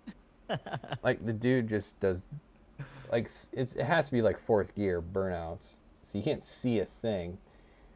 Having a good time. Yeah, he just keeps going, dude. He's just, and the track guy's like, "What are you doing?" He has no respect due to the job. I don't think that's the case. No, he's pumped. This is his first like decent finish of the year. Like he's just not had a great year that we've seen from a normal Matt Field. So, yeah, I mean, I'm sure he's pumped. Like he's kind of needed this. For his season. And now look, he's like up in like third or fourth in points. I think it's 3rd or 4th. He's in 4th in points now, which is, respectable at least. Bro thought he was at a takeover. Nah, he's barely. You didn't see. They didn't show like all of his shenanigans to the left of the camera. It looked like when he took off, like on that straight line, kind of. Yeah, it was. He got pretty close a couple times to guys. Oh, look, there's the back of my head. He kind of split through some workers. Yeah. Yeah. So. But regardless, it ended up being Matt Field for the win. It's good for him. Yeah, good for him. Obviously, the biggest winner of the weekend is James Dean, though. Let's be honest here. I don't think. Honestly, I don't think Dean really cared if he won or not. I just think he was stoked on how many points he gained over Osbo. Yeah. Now, ultimately, if he just like ups him on like 2 battles now, right? How many points is he ahead? So 20. He's ahead 40 right now. Yeah, he's ahead so he needs 40 20 points over James Dean or over Osbo. So I mean, that's a huge gap now. a top 16 knockout. Fields up into third. Wow. Yeah, isn't that crazy? Crazy. Yeah. Like he's not had like a awful season, but he's not had a good season by any means either. Yeah. Yeah. Well, Forsberg didn't win. What year? We all talk about it, but he didn't win at all. Yeah, he didn't win a race at all. Yeah. Yeah. I don't think he's gonna. No, there's win no for one the that. season. Honestly, it's just between two people still, and it's only going to be unless James.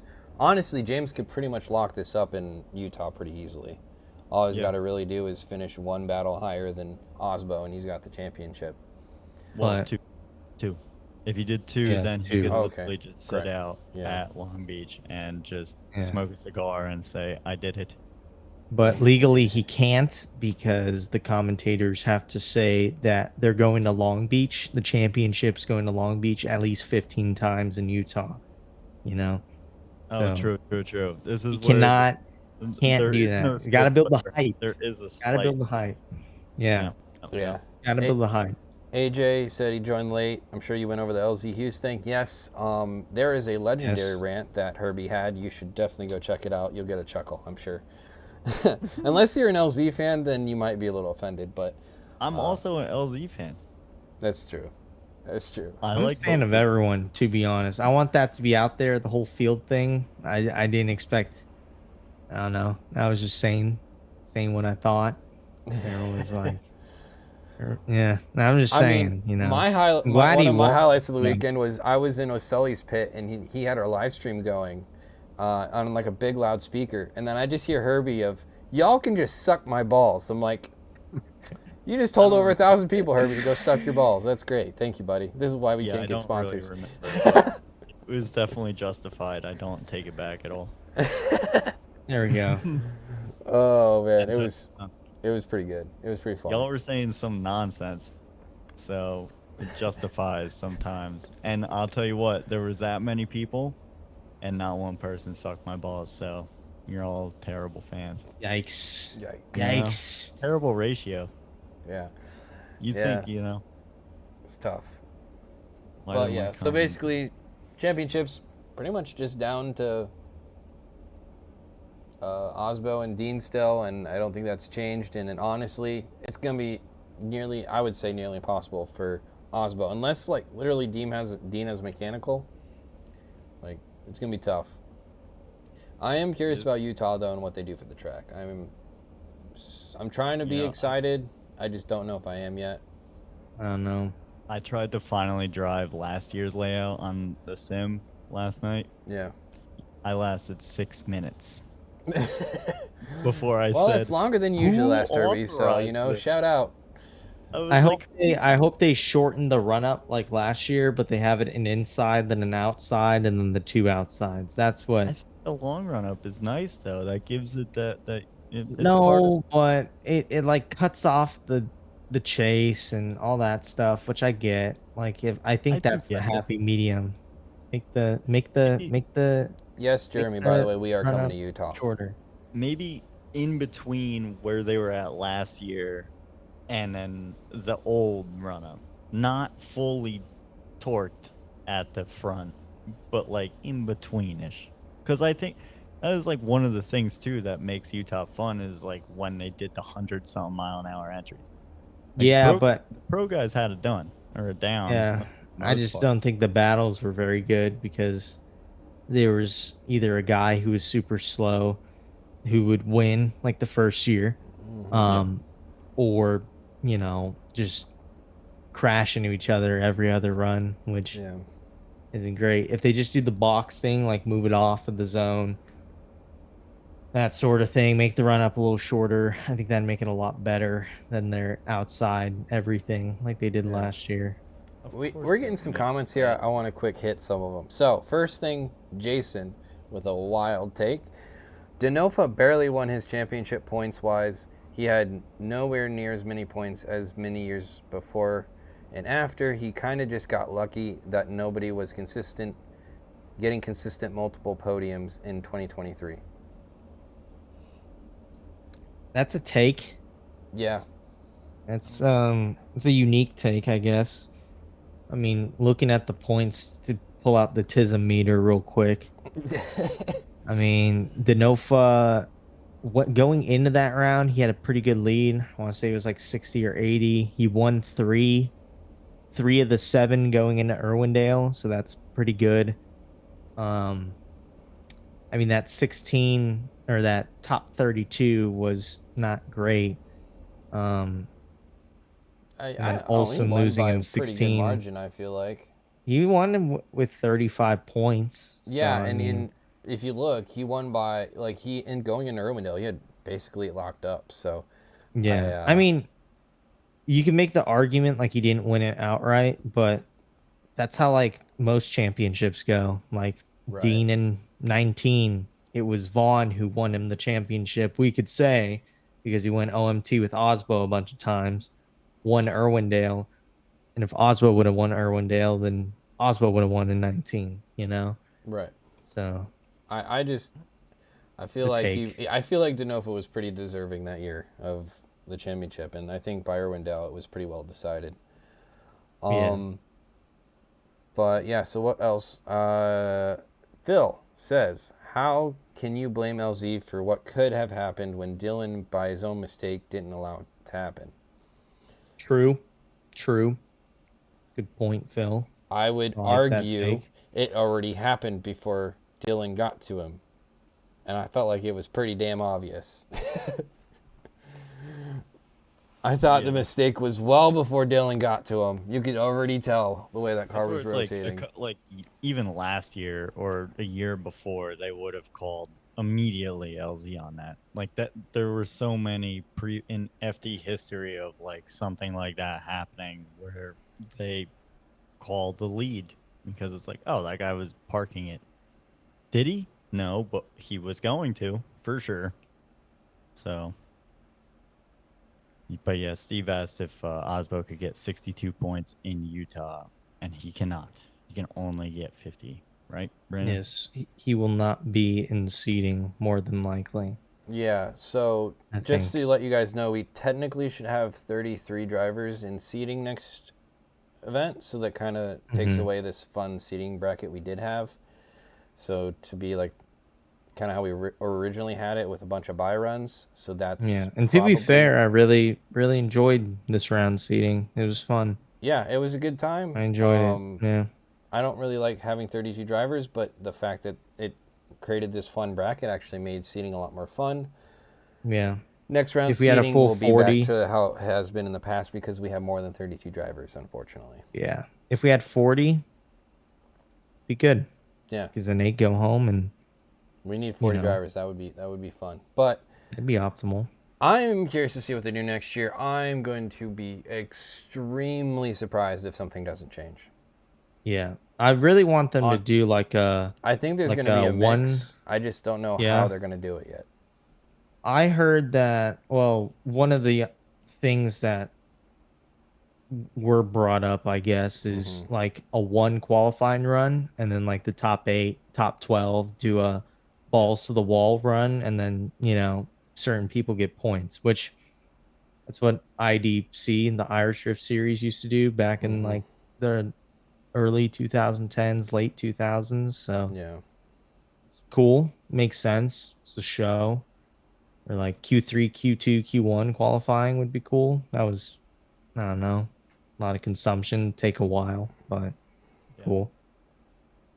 Yeah. I mean, I did like the start. I still don't hate it. I just dislike it. I think it gets a little redundant a little bit. And you could really see people shine when they're solo. We've clearly seen it a few times this year. Yeah, I mean, that's where Herbie shines is solo, so. That's right. A few years now. We need wild card drivers for sure. For sure. Yeah. Brother, I'm trying, man. Like, wild card, I am such an advocate for it. Like, and how you do it, especially when you have a hard cap driver count and you want it. Let's say we do something like where there is 40 drivers, you do qualifying and then like a bottom 16 of those qualified drivers, and then you do a battle for that.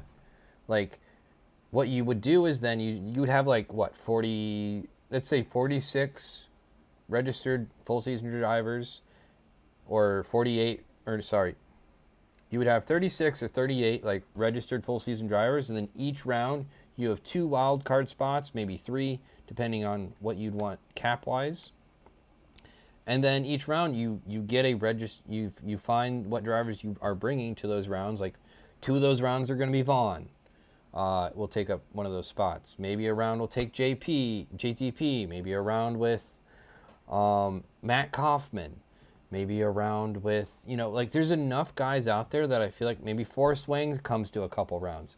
And then basically you send the invite to those guys and you tell them, hey, we have some wild card spots, limited, and this is how many rounds you can run as a wild card driver. Maybe it's 2 max. And if you want to come drive this, let us know. Maybe get Travis Reeder out there or something like that. So like that's how you would do it in a more structured format, because I just saw the list of wild card drivers from FD Germany, or not, sorry, Drift Masters Germany, Ferropolis. Yep. Mm-hmm. Brother, there's like 13 drivers. Like, holy cow, that's a lot of people. Most of them I have unfortunately not heard of. I feel bad about that. But Francis said qualifying made the judges look even worse, which is kind of true because kind of true. Yeah, but that happens in both series, brother. I don't know if you guys it's saw the fun of it. I don't know if you guys saw Jack Shanahan's qualifying score in Riga, because holy balls, that was not a 92. Regardless, for those who know, no. But it does give drivers opportunities, especially lower end drivers, to not get a crappy 32 battle and to have like a battle they're actually going to be competitive in, which is, I think, a big goal. I think I would think the series to do that, to help especially new guys, especially when they have a track that they're really good at. But I mean, you're getting into when you almost like it's not stale, but like I feel like having new people come into the series, and not like new people, but obviously we've seen a lot of the guys that would probably come do wild cards before. But I feel like it would just add some little flavor to it, and you can kind of have some fun with it. Like FD has a lot of fun with their wild card drivers, releasing D-Mac. them and like bringing hype about them and all this kind of stuff. Like they have fun with it, Like I think it was, I can't remember what driver was last minute in Mondello, but like they were doing like releases of who the drivers were like a couple days before the event. Like it was wild. They're like, oh, we got one more spot. Like they're showing like, text messages, like guy asking, hey, is there one more spot open, or something like this. And it's like, they play into it. And I really like how they do it from a marketing standpoint. And every once in a while you get a guy like, for example, Nick Knack in Riga gets a 3rd place. Yeah. Just a wild card kid coming in. Granted, he's not new. Like people have seen him before. He's done well there before. It's not like it's unsurprising he did well. But what I'm saying is it does spice things up. I really like the idea. And I will push it forever. Same. But yeah, that's how you would do it, is you would have a schedule for each round. You get 2 guys or whatever that are wild card. And that way you get your driver count that you want, consistent driver count that you get every round. But you keep it a little interesting. That's right. It was Harry Kerr, and Harry Kerr was ripping in his BMW. Yep. Oh, it's the shredder. Aaron, isn't it? Okay, everyone in the chat, look at the guy who spells his name with an E-O-I-N. I'm sorry. We're gonna take a minute to make fun of your culture here, buddy. That is not. Oh no, it's Odin, isn't it? Is that Owen? That's what it is. It's Owen. So E-O-I-N is pronounced Owen for some reason in his country. Yeah. Hey, we'll rock with it. Why? No. I'm kidding. I just Owen. Y'all ain't Irish. O-I-N, and then and that's not even the Irish Owen. way to spell it. What? Like there's like a longer format for Owen with a GH in there. Yeah. E-A-O. I forget what language is it. It's Gaelic, right? I think is what it's considered. Yeah, he's laughing. See, it's so. When he told me about it, I was like, brother, what? Yeah, my old neighbor, his name was Owen, and it was spelt like kind of crazy style, if you want to call it that. Yeah. Yeah, and that's crazy style. Nah, it's funny. Muhammad, Shout out, buddy. Muhammad made a good point. I met him in Mondella. He's awesome. Yeah. Owen, that's another one. Eoghan is Owen. Yes. Are we joking right now? No, dude. Wow. And the funniest part is, if just a quick story. Sorry, side note story. Also, we have gone way over time, but it's okay. We're having fun. I gotta go to the gym soon. We go to Ireland, right? I go with Simon Olsen. There's obviously the English on the side, and then there's another language on the side. I have no idea what it is. And so we asked James Dean, and he's like, oh yeah, it's some old language that no one knows how to speak. I'm like, what? Why is it on all the sides? like James Dean doesn't even know how to speak it. Like why do we have this? It was quite funny.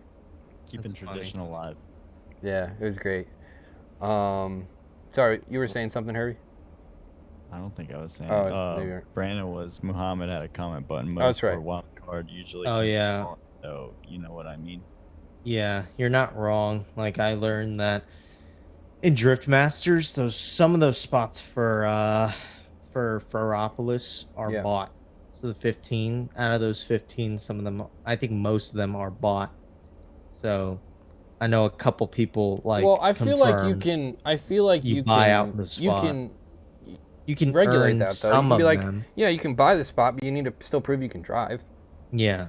I mean, usually wild card they have like 8 people, and then Ferropolis they kind of turned it up a little. They allow 15, so a bit more. So I assume maybe half of them you could buy out, but I don't see that as a major issue. I don't see it as an issue at all. Yeah, it's because FD's not going to accept someone, even if they have money. They're not going to accept them if they can't drive.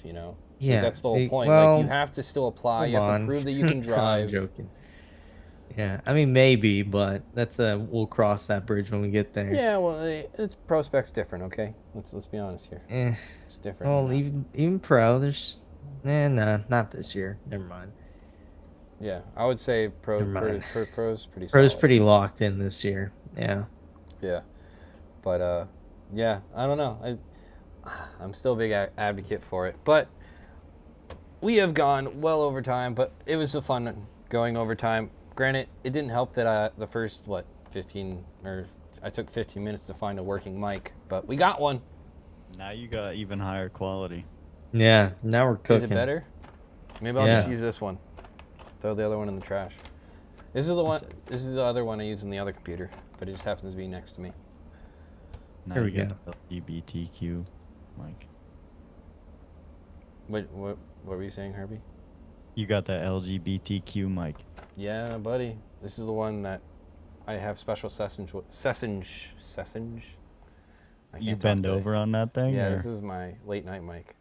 Nice. There's flies on it. What? All right, guys. Herbie, Brandon, what's going on with you guys? Brandon first. Age before beauty. No, you could go first. Age before beauty. Elders first. Nope. No. I mean, I'll just end this fucking stream if you guys want me to. I mean, I ain't got much going on. That's surprising. Go follow my business page, Boundless Racing, I guess. No, got work, got business, and about it. That's all I got. He's a big business guy. Yeah, well, I got some things that, again, very grateful that I'm in this position. But got some cool things that I'm working on, and we'll see if they come to light or not. But that's all I'm going to say. He is cooking. We are cooking, gang. Yeah. Yep. And, yeah, I had a Circle of Drift podcast that came out, so that was cool. Oh, Mr. Famous over here. Talking about nonsense about poor Logitech shifters. Hey, whatever, dude. Whatever. Everybody who's on a I've budget, had bad experience with them. I've had bad experience with them. All right. I've had bad experiences. This guy goes from Heisingveld, however you say it. Oh my God, Houston! I've had a Logitech before, dude. banging That was gears my on first wheel. And then he goes back to a poor old Logitech and just God. snaps the plastic rod right Oh off. my God, that's not even true. All He right. doesn't know his own strength. He's such I'm not a hater for Logitech. I'm just saying, like, It's okay to be a hater. we're not getting into this. We're not getting into Logitech this. hate is fine, but the shifter is the only thing that I will say is like, all right. All right, I'll give it to you. I'll give it to you. You know? Yeah, Like, guys, go is it check the out best? go No. check out that interview with Dawson and Brandon. Yeah, you guys. It's on Here, YouTube, I'll drop the link. Yeah, I'll drop the link. Drop the link, Drop buddy. in the chat. Go check it out. I'm gonna delete it. No links in the Hey, chat. whoa. That.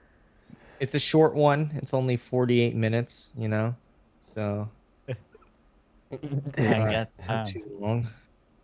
Shorter one. You can copy and paste it. Do it. Huh? St. Louis, in between top 16 ceremony during pro spec. Hell yeah. And I was still on the clock. Just took a little break, you know? Nice. He's double dipping. Yeah. There you go. I was like, we can do it. I got time. Whatever. On Forza with his Logitech. Well, that's what's up. Good job, Colin. Muhammad asked, "There's no way Adam and Osbo could take the championship, right?" There is a way Osbo can technically still take the championship. It's they both could. It's just very unlikely. Exactly. Yeah. Dean has to have a really bad round. Two box shoes. I think Castro and Up can hypothetically take the championship. Like if everyone above Castro gets 0 points the rest of the season and he wins both the next 2 rounds, then he can take the championship statistically. Yep. Like, but technically. Yeah. Dean needs to like really mess up, which, if you've noticed, he doesn't do a whole lot of. Not often. Yeah, not often. Not often. No. All right, Herbie, Mr. Californian. Hello. How are you? How was things? Things are good.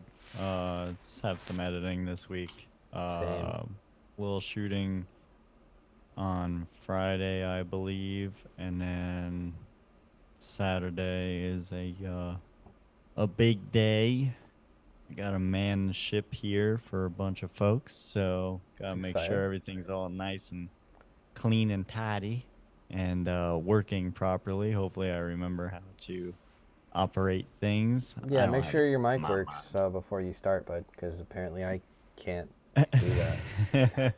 The problem with that is that I probably wouldn't know until after everything's over. That's right, because you're recording it, right? Because you're recording it, and you won't know that it's broken until afterwards. Yeah, so that should be cool, and then got another week after that. Yogi's away. I miss him already. And then Utah, pretty much like right after he gets back. But yeah, I'll be hanging out. Currently, James Kakulis is in California. I think doing some Forsberg work. Hopefully that's going well. Cool. That's cool. I didn't know that. But yeah, I was like, damn, bro, we should get dinner. So I'm hoping that I can get some dinner with old White James. So that would be cool. Yeah. Since he's a Florida boy all the way over yonder. How is transitioning to a real sim for you been? It's taking some time, honestly, again, because I don't really sit down on it for too long.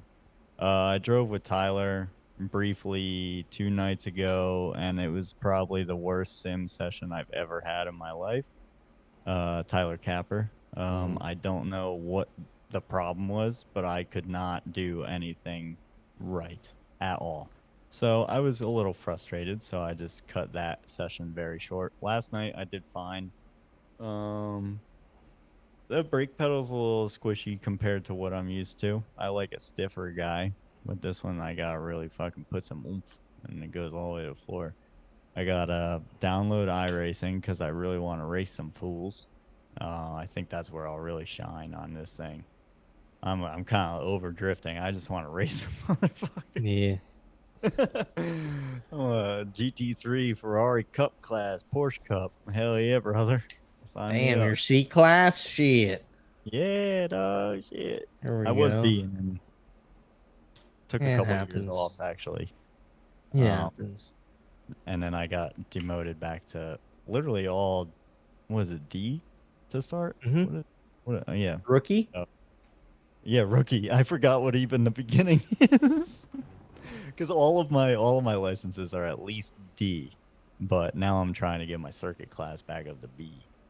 Yeah, we should do some racing. I need to get a new PC for the personal setup, but after that, I'll do some racing with you. Yeah, I need to download it. I still pay for it. It's been a couple months now since iRacing's actually got any use out of me other than my $14 a month or whatever it is. I get that year-long subscription, dude. It's cheaper. I wasn't balling like that, dog shit.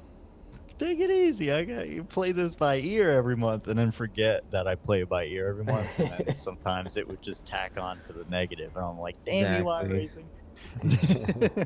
Exactly. Awesome. But yeah, that's about it. Nate, how about yourself? I mean, we got 2 weeks until Utah. Yeah, 2 weeks till Utah. I got a bunch of editing work I'm a little behind on. Was filming my own personal car today, doing some tune stuff, and excited to release some stuff on that car very soon. Also, if you guys are liking what we're doing on here, you can always give it a like and subscribe. It's always appreciated. But yeah, pretty chill 2 weeks for me up until Utah. Honestly, I'm just gonna be sitting in front of a computer and getting my stuff done because that's what I do. But yeah, I appreciate everyone hanging out. We had a bunch of people in here. I think everyone was here for the Herbie rant. I think that's what brings the people. So it wasn't even that bad. Yeah, it was just real. It wasn't bad. It was great though. You know. Yeah. It was pretty I don't awesome. remember what I said. Well, that's how'd he do? That's the best, was when you don't remember it. I just exploded my raw emotion. I splooged my emotions out onto you guys.